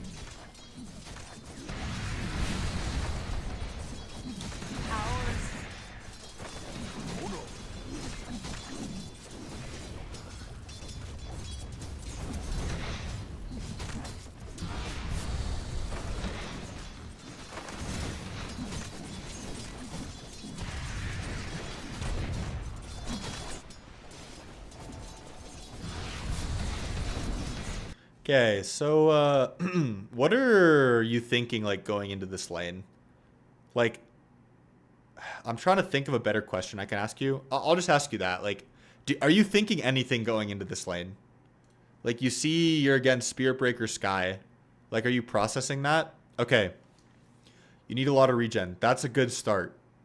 So, do you think from there it's fair to say that you don't really want to stand in the lane? Because these heroes will, like, harass you a lot. And they actually have kill potential on you. Like, that's where I go from there. You do need a lot of regen. Because you don't actually want to stay in lane. So, I don't know if I'm doing a very good job of this. I'll just say... This should be a lane where you want to skill Glaives pretty early and, like, keep it pushed. Because you don't really want to interact. right? So the goal, the dream here is just to push the wave and not interact with the enemy. I don't want you to like play the wave statically.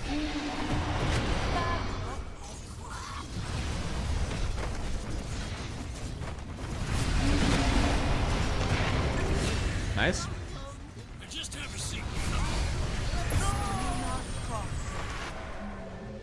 Aw, tell him to wait. If this is your friend, you gotta tell him to wait for the boots. You gotta tell him to wait for the boots, man. Come on, come on. You gotta tell him to wait for the boots. It's bad.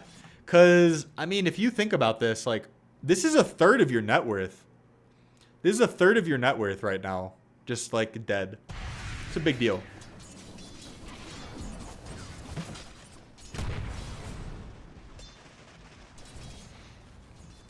Aw, man. I think you should have pulled the stack. I think your friend griefed you. You look like you wanted to pull the stack. And then bro just single pulls the worst camp in the game. Oh no. No! Now the wave's gonna be like here. That's tough.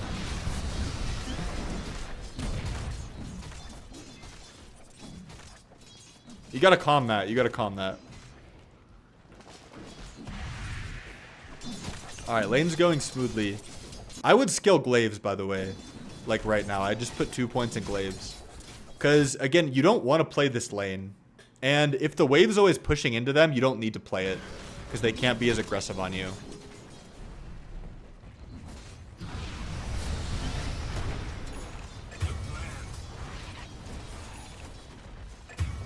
Yeah. Middle is missing. I mean, there's another approach to it too. Like, you can not skill glaives and just hold the wave right in front of your tower. Okay. You can do that too. But if I was in this lobby, I would go glaives. Oh, we're going 3 in glaives? Ah, shit. I don't know. I think if we do 3 in beam, I think at level 6 we have kill threat with techies, especially if this guy's your friend. I think this extra point in glaives is like, yeah, you overcorrected. Is like a giga grief because you can use your ult and kill people. And let's see, it's so much extra damage, right? Like, this is, what is that? 75 times how many beams? 5. Holy crap. This is an extra 1 point in beam represents an extra 350 magic damage potentially on your ult. And 1 point in glaives is like 5% damage. Oh, what's up, Boomerhands? Happy holidays, man. Happy holidays. Happy holidays, chat. Merry Christmas. Happy New Year, whatever you celebrate. Good to see you, bro. Good to see you. Yeah, it's been a while, Boomerhands. Thanks. Good to see you. So, this is 1 extra bounce, which in this state of the game, you're not farming anything where the bounces matter, right? Like, I guess this is stacked, but you're not really going to farm this stack anyway. And it's 5%. It's just not a lot. Versus the 350 magic damage on your ult is insane.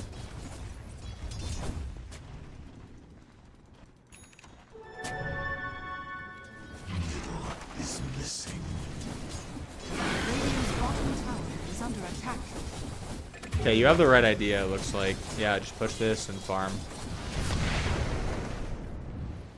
Middle is missing. Dire are scanning. Yeah, this is fine.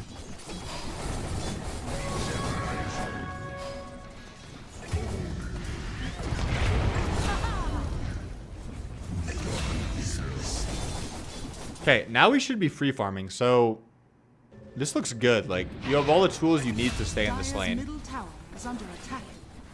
I will say you do need to be careful of Sunstrike with Spear Breaker. It's kind of a deadly combo. Very deadly combo. Radiant's middle tower is under It's so annoying for Luna. I think you could be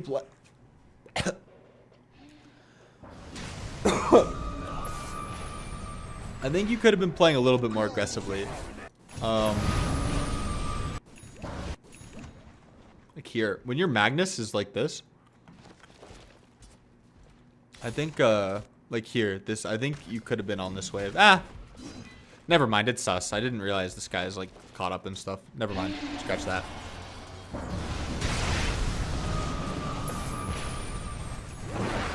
Radiant's middle tower is under attack. Blessings upon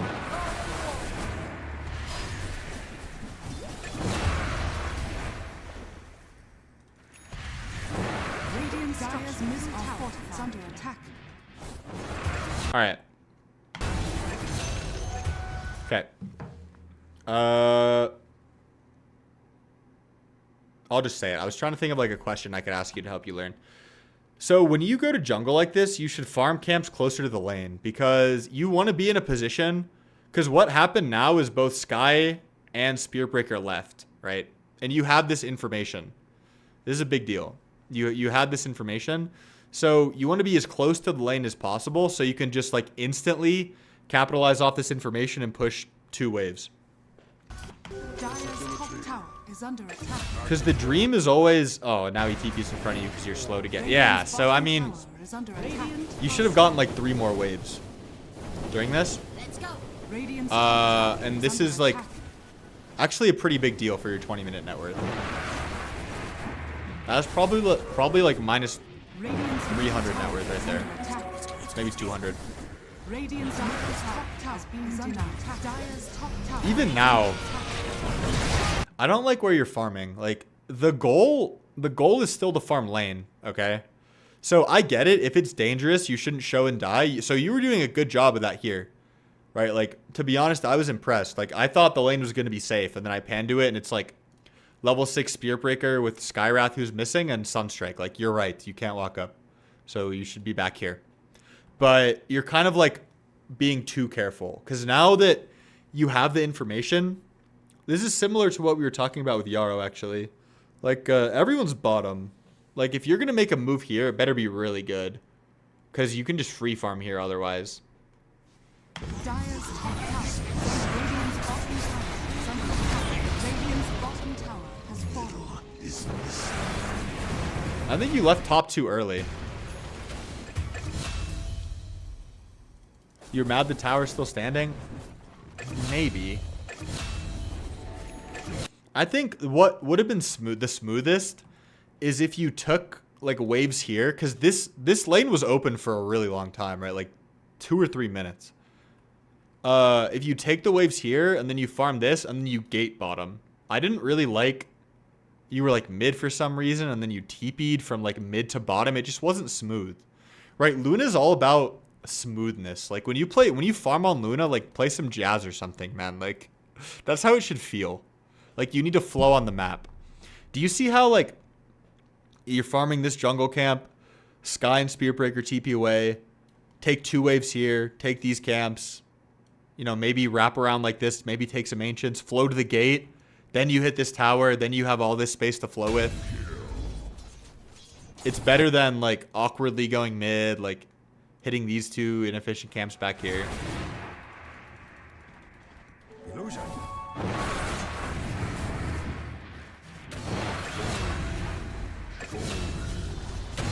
Oh, we gotta get to the wave, brother. We gotta get to the wave. We gotta get to the wave. All right, your main issue, hands down, no question in my mind, is that you don't farm, you don't prioritize waves enough. And obviously, we don't want to hit waves when it's unsafe. But we do want to hit the waves we can hit. But don't die on them.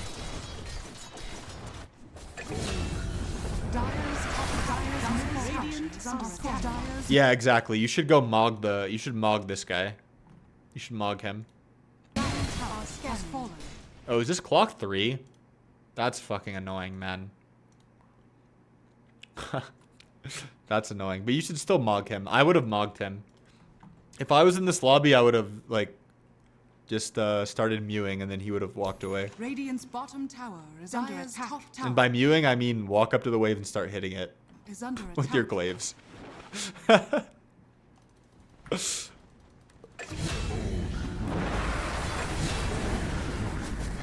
Okay, I also really dislike that you're not putting a second point in Eclipse, bro. Looks maxing on clock. Because your second point in Eclipse, like, all right, this is another thing people don't understand about Luna, is that it's a really, really big timing when you have Manta and 2 points in Eclipse.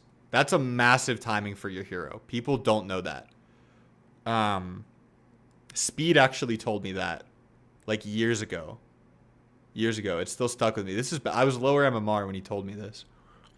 And he was right. Like, after he told me that, I started being aggressive on this timing when you have 2 points in Eclipse and Manta, and I would, like, kill noobs. It's not very intuitive, because you think, like, oh, I want another item, like, I farm so fast, but no, like, this is your timing. The goal is just to get a nasty Manta style timing, honestly. Like, if you play Luna, the dream Luna game is you get, like, a 15-minute mask Manta with 2 points in Eclipse. Yeah, but the way you can get Ags faster if you kill people with this timing, right? If you take a winning team fight with this timing and you take a tower, you're going to get it faster. Yeah, it was crazy when I heard it too, Yarrow.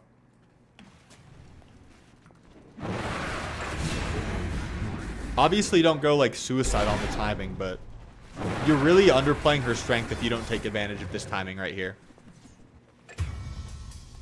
Don't force it. Don't force it. Don't go, like, hit Roche. I'm not saying that.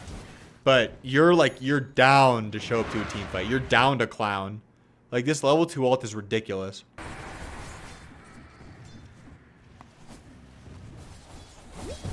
Yeah, it is. Dire's bottom tower. Radiant's top tower. All right, thank you for submitting, bro. Any questions? I want to go back to watching the Quinn video.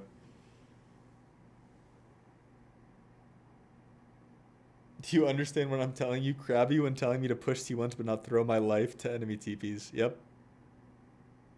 There's a nuance. Everything I say has nuance. That's the hard part. That's the hard part. All right. You're welcome, bro. You're welcome. All right. Time for Quinn. Time for Quinn. Yep. If it's 730 and you've only got 200 mana, TPing to a fight is probably going to totally ruin your game. You use one spell and be 0 mana, and you'll completely give always be the first determining factor on whether or not you can gank. If it's 730 and you've only got 200 mana, TPing to a fight is probably going to totally ruin your game. Yep. You use one spell and be 0 mana, and I like that he used that wording, guys. Did you hear that? Totally ruin your game. Like, the weight of mismanaging your resources and, like that is really bad on mid. That's what mid sucks, guys. I hate mid. I hate playing mid. I hate the skills required to, like, be good at mid. Like, I don't want to think about that.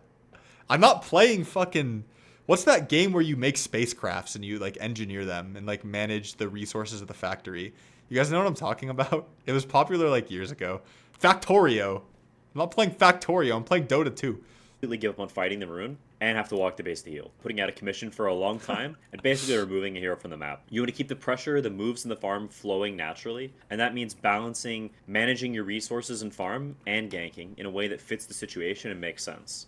If you do just one gank and then don't exist for a full minute, it probably wasn't as good as kicking them out of an area for a long time or having sustained pressure. The other major factor Interesting. Think about the enemy heroes. Dude, these videos are just so dense. Like, I have to pause.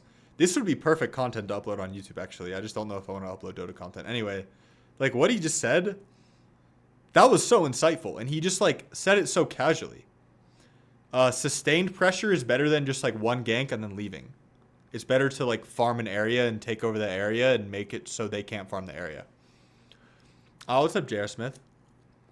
Can you play Boys Who Cry by It's All About You? Okay. Yeah, this is so dense. I'll play that after this video, J.R. Smith. Remind me. My hero like to do or not like to do? In what ways do they interact well with the enemy heroes? And I'll give you some examples of what I mean. Now, say you're playing Lina mid. In what way does your hero hurt enemies? You hit them from the front, you have no catch, you're all damage, and you need setup from your team. You're also very squishy, so running in first into the darkness can be a very risky situation. And you're also a very slow hero with no mobility, so running places is a huge time commitment. But if you get on top of people, you can kill them super easily, and you farm way faster than a lot of mids.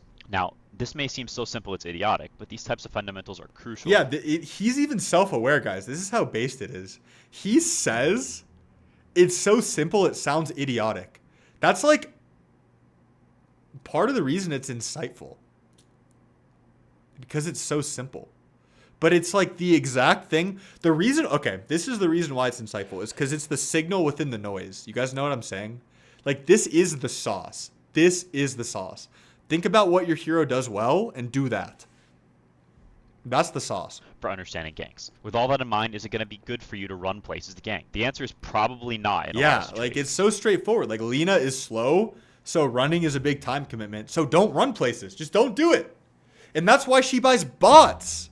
It all comes together. That's why she buys bots, because she could TP places instead of having to run. Your hero is specialized at pressuring your lane, your nuke is OP, your attack range is OP, and you farm neutrals very quickly. This means pushing the wave in over and over, and nuking the enemy is going to let you take the rune fights really well because they're low, and then maybe you get a haste, a DD, an invis, etc., and that changes your gank dynamics a bit. But generally a hero like Lina wants her lane pressured, not to go to others. And if there's no good gank options, yeah, that's also another insightful point he just like glazed over. Lina wants the pressure to come to her. She doesn't want to go places. Before she gets travels. Yep, same with Invoker. The timing on Invoker is travels. Pine taught me that. It's when you get travels on Invoker, you start doing stuff. It's not necessarily points and Ghostwalk, it's the travels. But the points and Ghostwalk are also relevant. It's super farm, something that not a lot of mid heroes can do. Compare that to a hero like Quap. Her nuke is not very good, and she wants to skill Dagger when she can because it's better kill threat. She's super bad at farming jungle, and she's not very good at hitting tower either. She's also quite bad at pushing the lane, but she is very mobile and has great chase potential and very good skirmish. Now, what's all this mean? It means that TP ganks, where the enemy goes too far, are your best friend. This is why Dota is awesome, because heroes like Lina and Quap, they play from the same role, but they're so different. At a deep fundamental identity level. Like in a game, you take a game like League, and it's just copies of the same champion.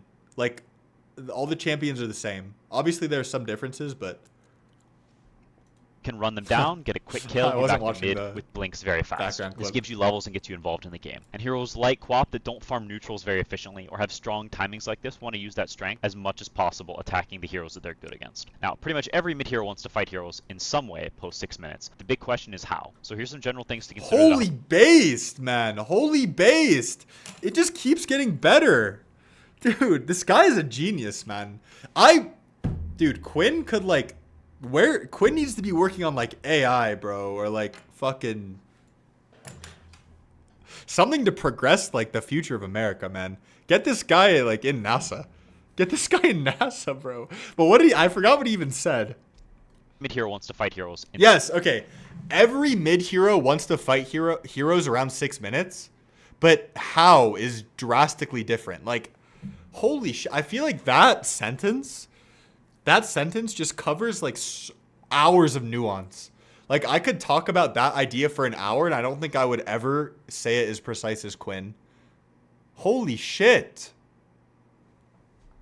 Some way post 6 minutes. The big question is how. So here's some general things to consider that'll help you understand each hero better. Does my hero push the lane fast? If so, that's going to make ganking other lanes or pressuring your own way easier because you won't lose gold from dying creeps in the meantime. Also, as a general rule of thumb, holding the wave past 6 minutes is bad in almost every situation, so just don't do it. Okay. Pushing the wave also, some casual sauce. Holding the wave past 6 minutes is almost always bad. Show and gives you more freedom to gank. It also makes you harder to gank because you're sitting on the creeps less. This doesn't mean blast it down AFK nuke style every time, but at a minimum, just autoing the wave down and trying to get efficient nukes on creeps plus heroes is great. The other big factors are how fast is my hero and how do I kill heroes. Am I more damage or am I more catch? What heroes do I want to help me? Hero combos are about covering over weaknesses and helping each other. Heroes oh god, it's just bang, bang, bang, bang, bang.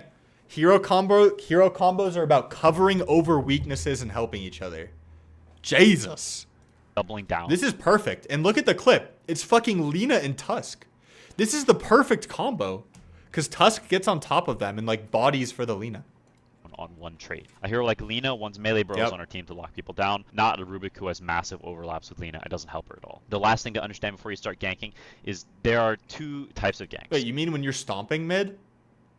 Forced and unforced. Forced ones being ones where the enemy has only one option. Run away and hide, losing gold and wasting time, or die. Forced ganks are almost always around a big wave pushing into a tower when you're stronger than them. If you have two waves pushing into a... Alright, now he's dropping the forced versus unforced, like, gank Bible.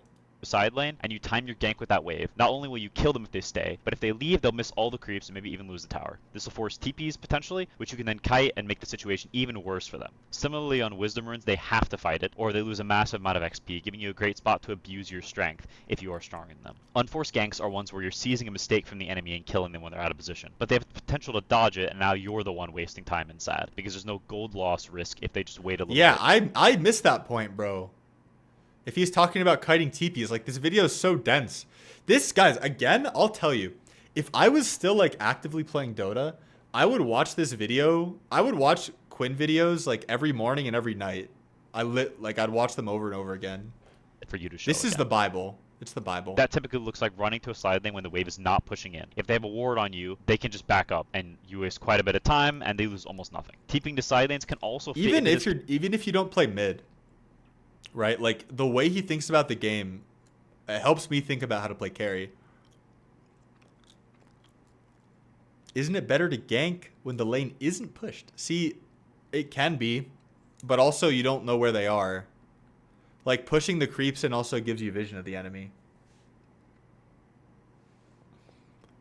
Category, but those are quite good ganks generally. The timing is just very important so that you don't waste your time. The general safest ganks and best ganks, though, are when the wave is pushing in, because it becomes forced, and even if you don't get that juicy kill, you get an economy advantage. Heroes that lack kill threat like Lina are awful at unforced ganks because they farm really Holy fast. crap, man. This is...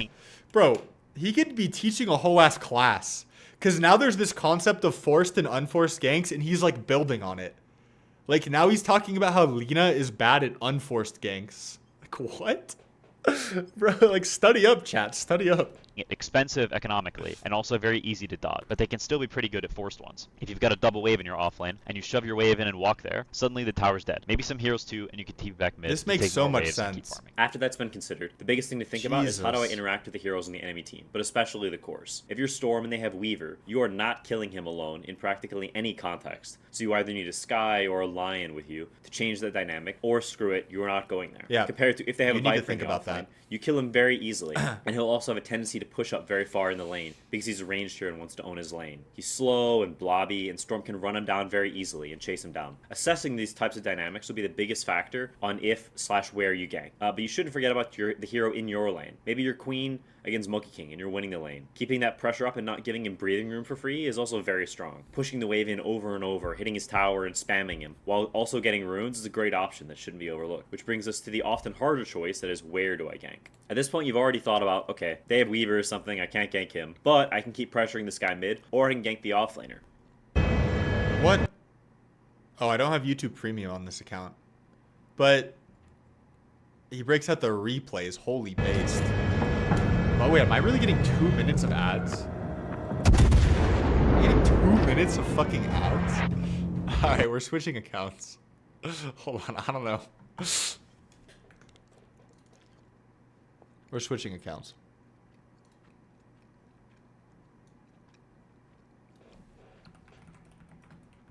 No, I do. I was on a different account because I had a plan to do all of my React content on a different YouTube account, so it doesn't like interfere with like what I watch personally, because I don't want you guys to see my like 4K VR porn. I'm just kidding. Open YouTube app on the iPhone. Are we fucking serious? In Switzerland, YouTube is not allowed to show ads. Euro W.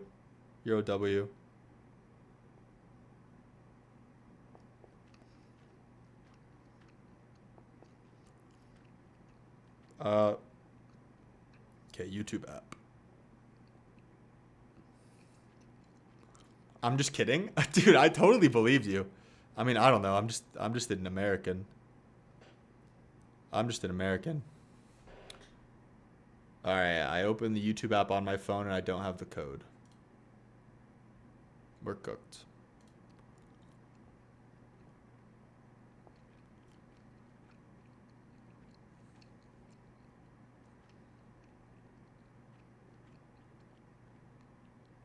Yeah, exactly. That it sounds believable. It sounds believable.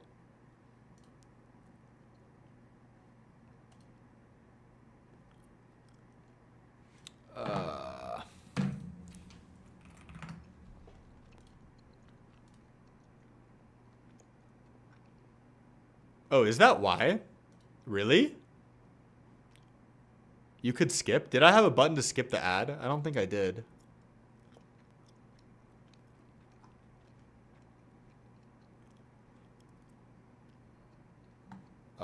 Sorry guys.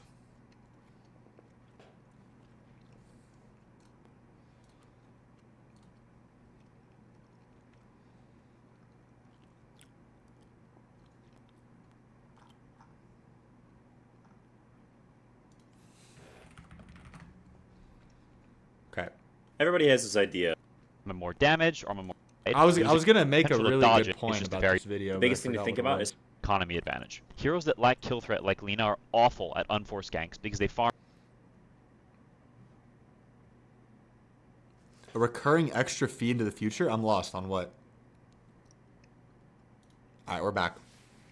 Really fast and are slow, making it expensive economically and also very easy to dodge, but they can still be pretty good at forced ones. If you've got a double wave in your offlane and you shove your wave in and walk there, suddenly the tower's dead. Maybe some heroes too, and you can TP back mid to take more waves and keep farming. after that's been considered, the biggest thing to think about is how do I interact with the heroes in the I game, wish I was still playing Dota, guys, because, like, fuck. This video is so but good. especially the cores. If you're Storm or a what they like getting out of the and in general have very bad comeback mechanisms compared to melee heroes, which are better at fighting and playing from behind oftentimes. Another great category of heroes to gank is stack farmers, fight and style shift choices, and choice that are happen to them. What I do. The answer to that is rooted in which heroes they're pressuring this guy mid, or point you've already thought about, okay, they have Weaver or something, I can't gank him, but I can keep pressuring this guy mid, or I can gank the offlaner. Which one do I do? The answer to that is rooted in which heroes they are and what they like / don't like to happen to them. Now, no hero likes getting Giga owned, but some heroes really hate getting owned. Heroes that are weak early and need to hit later timings oftentimes are the best choices to gank if you have the choice. Wow. Stuff like Medusa, Luna, Drow, all these squishy, slow carries are great choices. And in general, ranged heroes are much easier to gank. They tend to lack mobility, have no built-in style shield, and just in general have very bad comeback mechanisms. It's funny because by you, like, TPing top on Drow, you're, like, giving the guys an opportunity to own you. Compared to melee heroes, which are better at fighting and playing from behind oftentimes. Another great category of heroes to gank is stack farmers. Stuff like Beastmaster, Timbersaw, Sven. Yeah, the ranged heroes. Only The ranged heroes are really easy to gank. Somewhat later timings, but also some super fast. So economy-wise, will almost always be the best choice. Common Nick behavior. If they do have stacks. Dota is at its core about building a gold lead, and stopping them from doing that is always going to have a huge impact on the... That's one of the biggest things I've taken away from these Quinn videos is that everything is always about the gold lead, period. Full stop. That's all that matters. That's all that matters. Gold differential. And that's often another great gauge of who is best to gank. Do they farm super fast? Or... The reason why I'm like, yeah, that is the North Star. The reason why I'm like feeling some type of way watching these videos is because, like, I feel like I knew this. Like, I think if I just doubled down, I'm not saying, like, I was as good as Quinn, but I was not super convicted, like, in these teachings. Always shines, King Crab. Thank you, bro. But, like, I was on the right track to, like, becoming really, really good. I was on the right track. Scale super well. If you don't have great counters to a TB in the game, killing him early is awesome because he fits that first like category. This, not to glaze, but like this is stuff Pine and I would talk about on the podcast. If you guys remember, like we literally talk about things very similar to this on the podcast. Be a hero who wants somewhat later timings, but he also assumes and we're just two like NA slimes, like super fast if left alone. Whereas a hero like Undying may be a much worse choice to gank, as he does not farm fast at all, and he wants to fight people. So bringing that fight to him in some ways can be great point. Why would you bring the fight to somebody who wants to fight? That's what everybody does. And this is something that Pine and I would talk about so much on the podcast, where if people, like if an enemy's having good, like if the enemy's having, all right, I'm getting a little worked up. Let's say there's an enemy Undying off lane who's like triple killing it like 10 minutes. Every pub teammate in every MMR says, we got to kill this guy. We got to kill this guy. And they bring the fight to him. And this is exactly what Quinn is saying not to do. Don't go to the guy who wants to fight. Why would you do that? Why? You're just all going to die. Why would you do that? The pod was my Bible before the Bible was dropped by Quinn. Yeah, the pod was so good.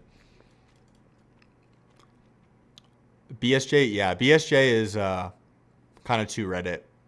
BSJ is like too nuanced, I think, to learn effectively a lot of the time.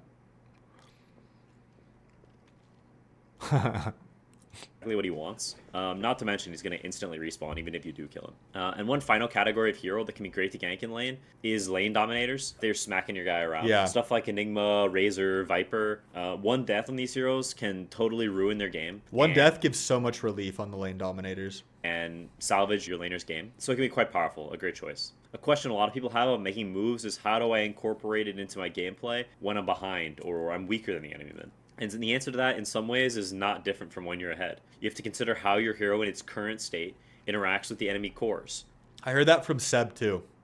You should never think about the Dota game in terms of if you're behind or ahead. You should only think about it in terms of, like, what is happening in the game. Like, core matchups, numbers advantages, etc. Can my supports come in and turn this dynamic around? If you're MK versus Huskar, the lane might be hard, but in a 2v1, suddenly Huskar just dies instantly if he's up on your hill trying to zone you. If you don't have the ability to gank in mid, but you still want to gank, there's an important difference to consider, which is you probably can't push the wave in and walk somewhere and be back in time to catch the next wave under tower. He's stronger, he's chatting you out, and he's the one pushing the wave in, and you're taking the waves passively, which means, say in a lane like Monkey King versus Quap, at level 5, you never want to lane versus her again. So giving mid to a support and just full leaving and picking good targets to gank is probably your best bet. But not leaving the lane open and making sure a support is there to take the XP prevents you from having to walk back later and deal with the creeps in her tower, which increases the amount of time you get to spend fighting other heroes you're good against. Dota is a mix and match of hero, I'm good against this guy, I'm bad against that guy, and those timings also ebb and flow as the game progresses. And so understanding your hero really well and starting to understand other heroes and how they interface with...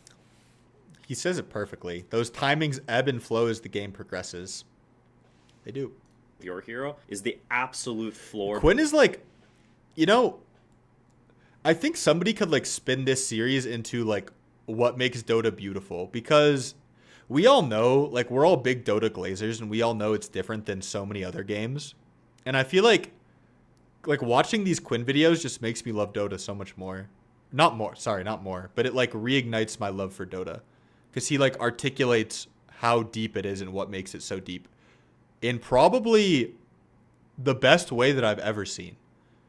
Right? Like, I don't think anybody has said it better than this. Like, I just got chills.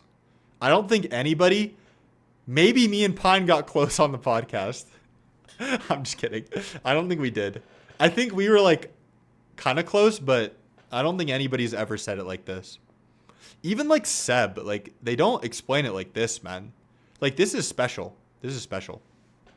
Building block for Dota, and building that database will make you really great at the game over time. But like I said earlier, at any point they can probably TP, so have that in the forefront of your mind, being ready to reset the game. Them TPing and not getting the kill really owns their game, and they're ahead, they're strong, and they could probably feel that, and so you can... Dude, Seb is low-key. Seb is not a good communicator. Like, Quinn is a good communicator. I think it's a communication issue. Like, because Seb knows, but he just can't articulate what he knows, right? But Quinn knows and can articulate what he knows. Quinn is one of the best communicators I've ever seen. I'm just like full on sucking Quinn's dick right now. I don't care. But Quinn is like hands down one of the best communicators I've ever heard in my life. Like, I don't know, man.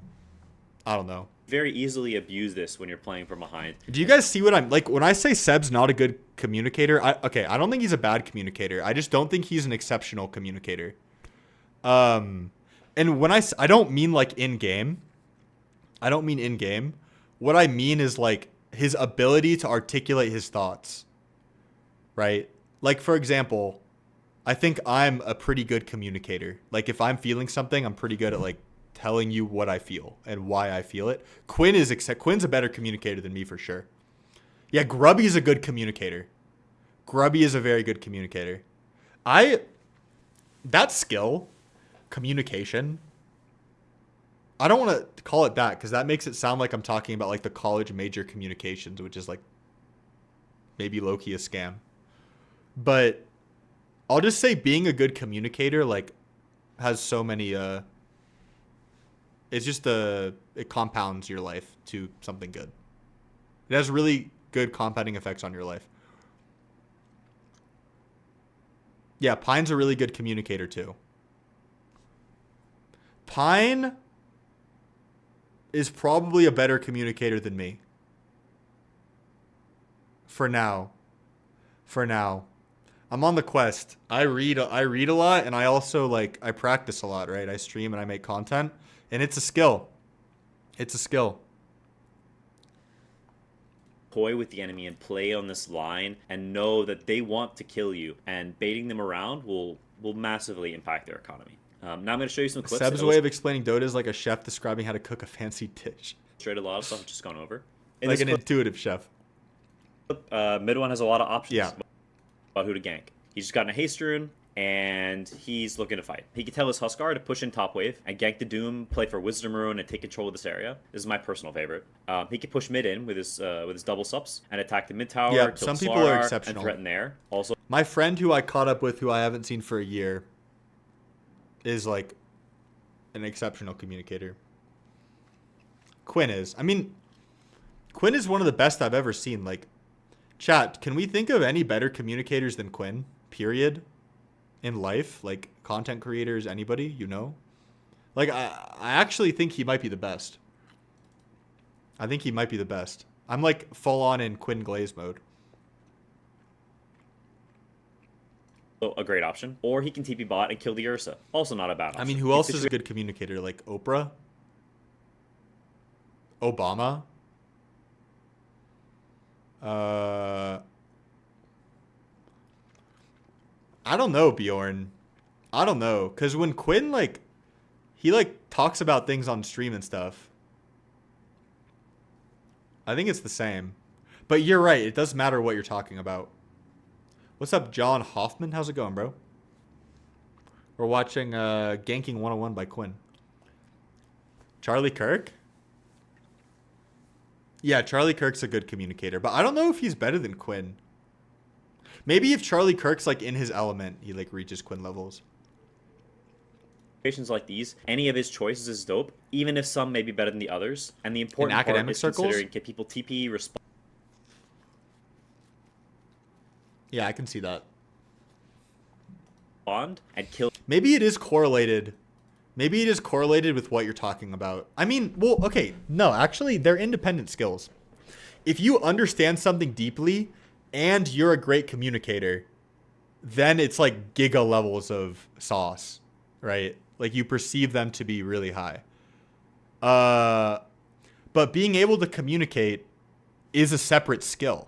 Like, I can communicate to you that I don't understand something, and that is communicate. Like, when I'm talking about communication, I'm talking about the ability to just articulate how I feel and what I think in a way that everybody can understand it.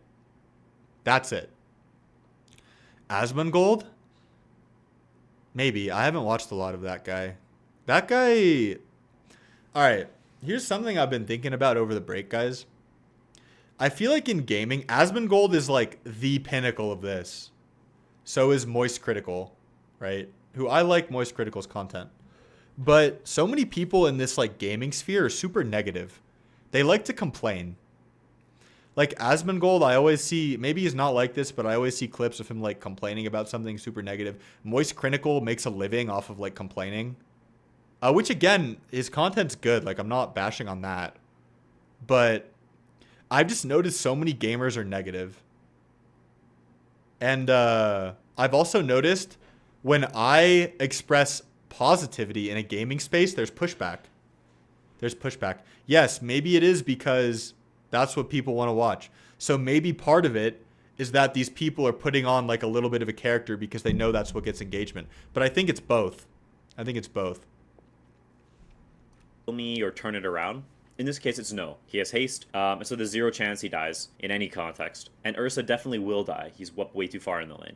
And the other is, what do you do after? Something you want to consider after any gank is, can I kill the guy again or stay here and keep that pressure going? That's such a good question. Can I kill the guy again? In this case, the answer to that is no. His mana sucks and needs to go back mid to keep getting strong. He's not quite at that point where he can... It's so powerful. This is what I was telling the Chen, for those of you who've been around. Like, he could have just went bottom and killed Muerta and then killed Muerta again. Just stayed. That's so powerful. Relieve mid and keep hunting people and getting kills. but having that checkbox in your head of not just mindlessly doing something after a gank, but really considering is super valuable. Here we have another very similar situation with a regen rune, but there's a few key changes. First off, Ursa is not up too far in the lane. He's backed by his tower, and he's almost 6, making this not a quick kill option anymore. It would take a long time and be more of a general pressure attempt and not a kill attempt. Another difference is both supports are sitting behind Slaughter mid, and one of them is Warlock, making the Slaughter gank option very difficult, if not impossible, and probably a huge waste of time. But option number 3 of pushing top wave in and ganking the barely not 6 Doom with a wave coming in is still a great option, and that's what he does. Now, staying top here after this kill could be an option, but going back mid is definitely... I love watching the analysis of like him breaking down the conditions in all the lanes, because it makes so much sense when he says it. It's just about like thinking about that in the moment. Not. He can farm jungle super fast, and he has great pressure and gank potential, so stealing his low-level Gyros catch-up farm would be super game ruin. Mid is the support's lane now. Storm doesn't need it anymore, and he wants to keep that pressure up and keep killing. Now, if he decides at some point that... So simple and true. That's been the theme of this video, man, these Quinn videos. Pressuring mid is the right play, then that's okay. But he should be going to the places where he can pressure, not to some place to farm. That would be a waste of his strength. Now, after he farms this stack, he's off map, he's sort of applying invisible pressure because the enemy doesn't know where he is. He makes a very natural transition to go pressure Ursa. Now, there is 0 chance they burst this guy, just like there was before, or probably even kill him at all, but they can force a lot of TPs, and that will open up options for later plays. And mid 1 considers that very well, and baits TPs, wastes a ton of Bepwim's time, gets them a Doom kill top a bit later, as the Doom is forced to gate back. And this also sets up for a little bit later in the game, where Doom is on cooldown, and they get to actually open the bottom tower and take more space. Now, yeah, this is a really good concept too. He baits TPs, and then now his team has like freedom to make moves because both supports TP'd somewhere.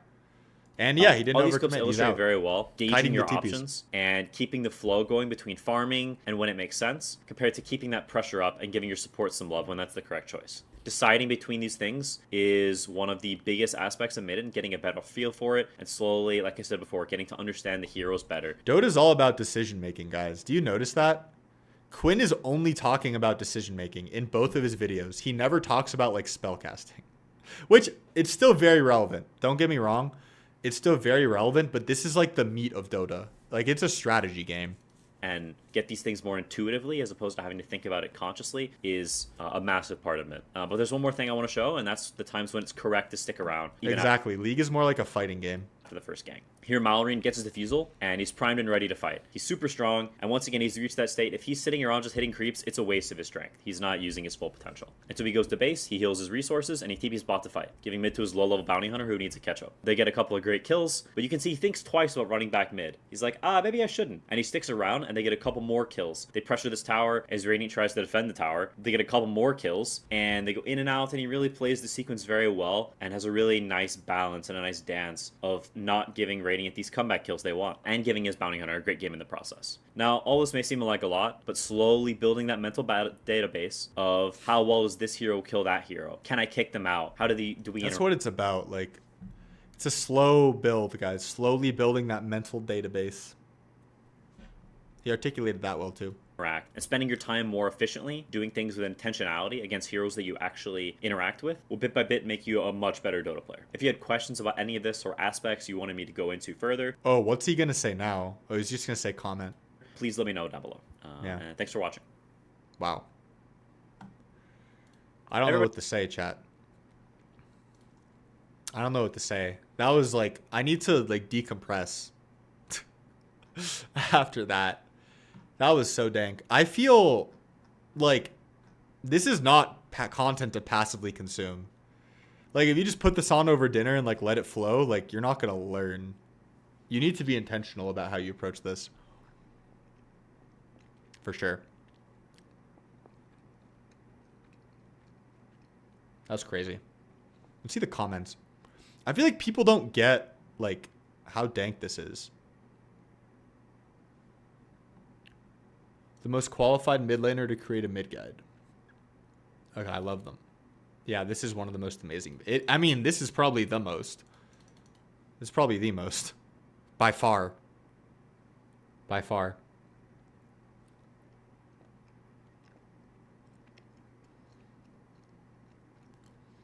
All right. I think we're gonna wrap up stream. I think we're gonna wrap up stream. I'll be back live tomorrow, same time. 7 p.m. EST. I went live a little bit early today. Any questions, chat? Any questions?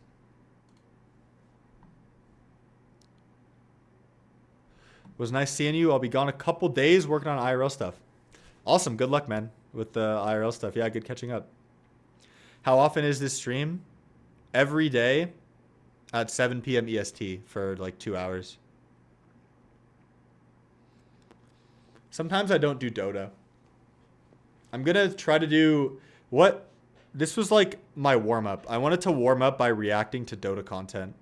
Because my plan now... I'll just talk about this, actually. This is... my plan going forward... Everybody has this idea of it. Like this Minecraft stuff that I've been posting. I don't know if how many of you guys are like Krabby Frogs and not Dota Frogs. But this content has not been hitting, and I also like... It's not content that I can like make a lot of.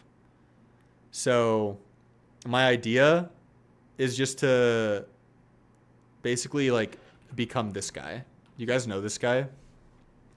I think I can do what this guy does really well. He does react content basically. He does some of his old stuff too. But like I could do it out of the Quinn video. I could make a nice thumbnail and a nice title for the Quinn video, and the video would be like me reacting to it.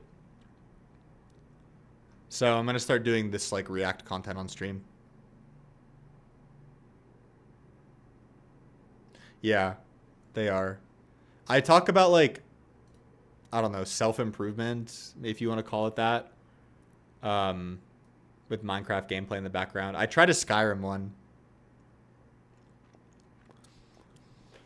Your new content is interesting. It's just hard because Dota is the main audience. I don't know. I think even... I'm operating under the assumption that if I make good content, YouTube will give it to the right people, right? Because I made this, and you know what's funny? This is a self-improvement tier list. This is stream react content. You think Posture should be in? Like I did a self-improvement tier list, and it did pretty well. Like it got 3K views, and it's not Dota, so it's like, and it makes sense when you think about it. Like I'm not the fucking Minecraft philosopher. I don't know. I feel like my strength as a creator is like, I was going to say my face, but that's not the idea I'm trying to convey. It's like me. I don't know. Like my whole being, not just me talking. Like I feel like I'm an expressive person. Yeah. Play the song? Yeah. Me going faceless just like doesn't make sense. Even though this video is so good. Hopers. This video is so good, like the concept of it. But I just think this is not like, it's not my style. Yeah. Yeah, it's true. That's a good point. It does come down to being genuine. That's why, like, I mean, this guy, Joe Bart, I'll play the song in a second. That'll be the outro song for the stream. I mean, literally, like, I think I could be this guy. Like, I'll play it for a little bit. I don't think he's, like, that much more, like, interesting than me. I don't know. YouTube. If I told you that YouTube as a platform has been around since 1986, well, I sure hope you didn't, because that was a lie. YouTube was created in February of 2005, which yeah, but YouTube never gained, like, when did YouTube gain traction? Like, when was Smosh? I feel like Smosh was like... Right, anyway, I'll play the song now. What's the song name, J.R. Smith?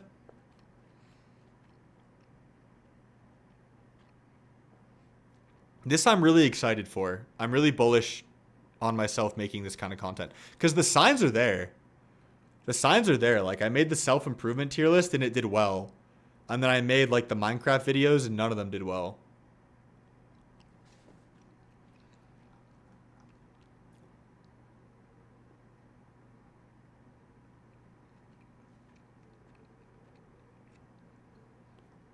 Hello, Mr. Smith.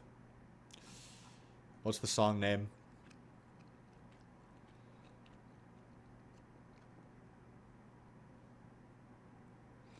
I also have this video that's cooking. This video has 30K now. And when I launched it, it got like 4K or like 3K. But it just cooks, because people always want to watch this. Boys Who Cry, It's All About You. Wait, that's a different song, bro. That's a different song. right? What is this? Why? What is this?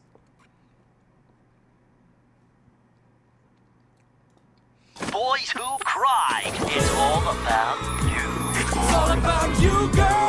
Oh, wait, I actually remember this. It's kind of lit. Pay attention to you, girl. Everyone has to do just what you say. You get your very own spotlight tonight. Cause it's all about you. Yeah, it's all about her. You're the birthday girl. Wait, I want to watch the video. It's all about me. Boys Who Cry. It's all about you.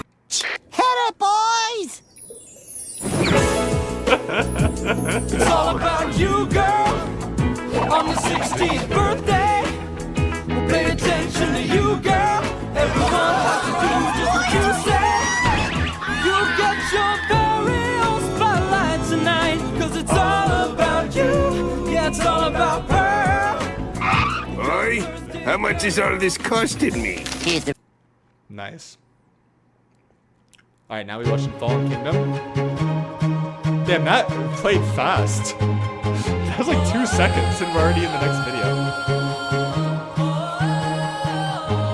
Who knows this song? Yo, what's up, Q? How's it going, bro? You're just in time. You're just in time. I used to rule the world. Chunks would load when I gave the word. Now every night I go stowaway. Hide from the mobs I used to slay. This doesn't look like free coaching. No. The free coaching is Jover. Yeah, this is a Viva La Vida parody. I'm surprised more of you guys don't know this. Yeah, no, this Fallen Kingdom was like my childhood. The free coaching is the beginning of the stream. I did it for like an hour and a half today. And then I watched the Quinn videos. They're so good. So good.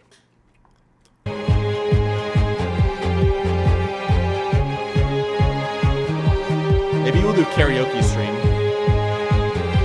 They once were terrified. Every time I looked into their eyes, villagers would cheer my way. For a hero I was. That's what they'd say. 1 minute we had. Alright. Chat, type 1 if you know this song. And 2 if you've never heard it, Fallen Kingdom. I thought everyone's going to know it. It's such a classic in my life. 160 mil views. There's a part 2. I didn't even know that. Oh, the original. I mean, Viva La Vida is good too. Viva La Vida is like cliche, but I think it's really good. I like it a lot. I like Viva La Vida a lot.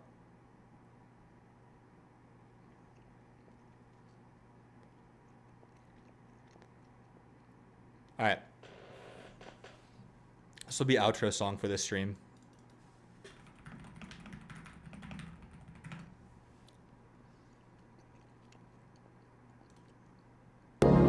Listen up. Listen up, chat. Maybe for you there's a tomorrow. Maybe for you there's a tomorrow. Maybe for you there's 1,000 or 3,000. Resist the urges, J.R. Smith. Resist the urges. 10. So much time you can bathe in it. So much time you can waste it.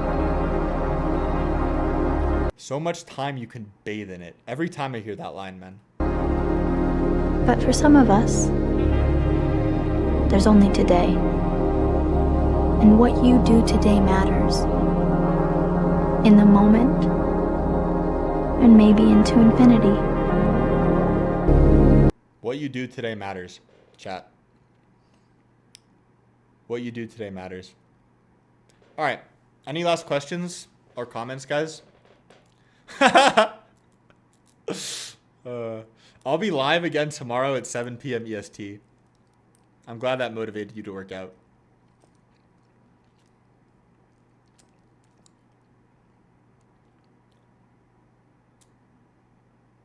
All right. I'll see you guys then. Peace out.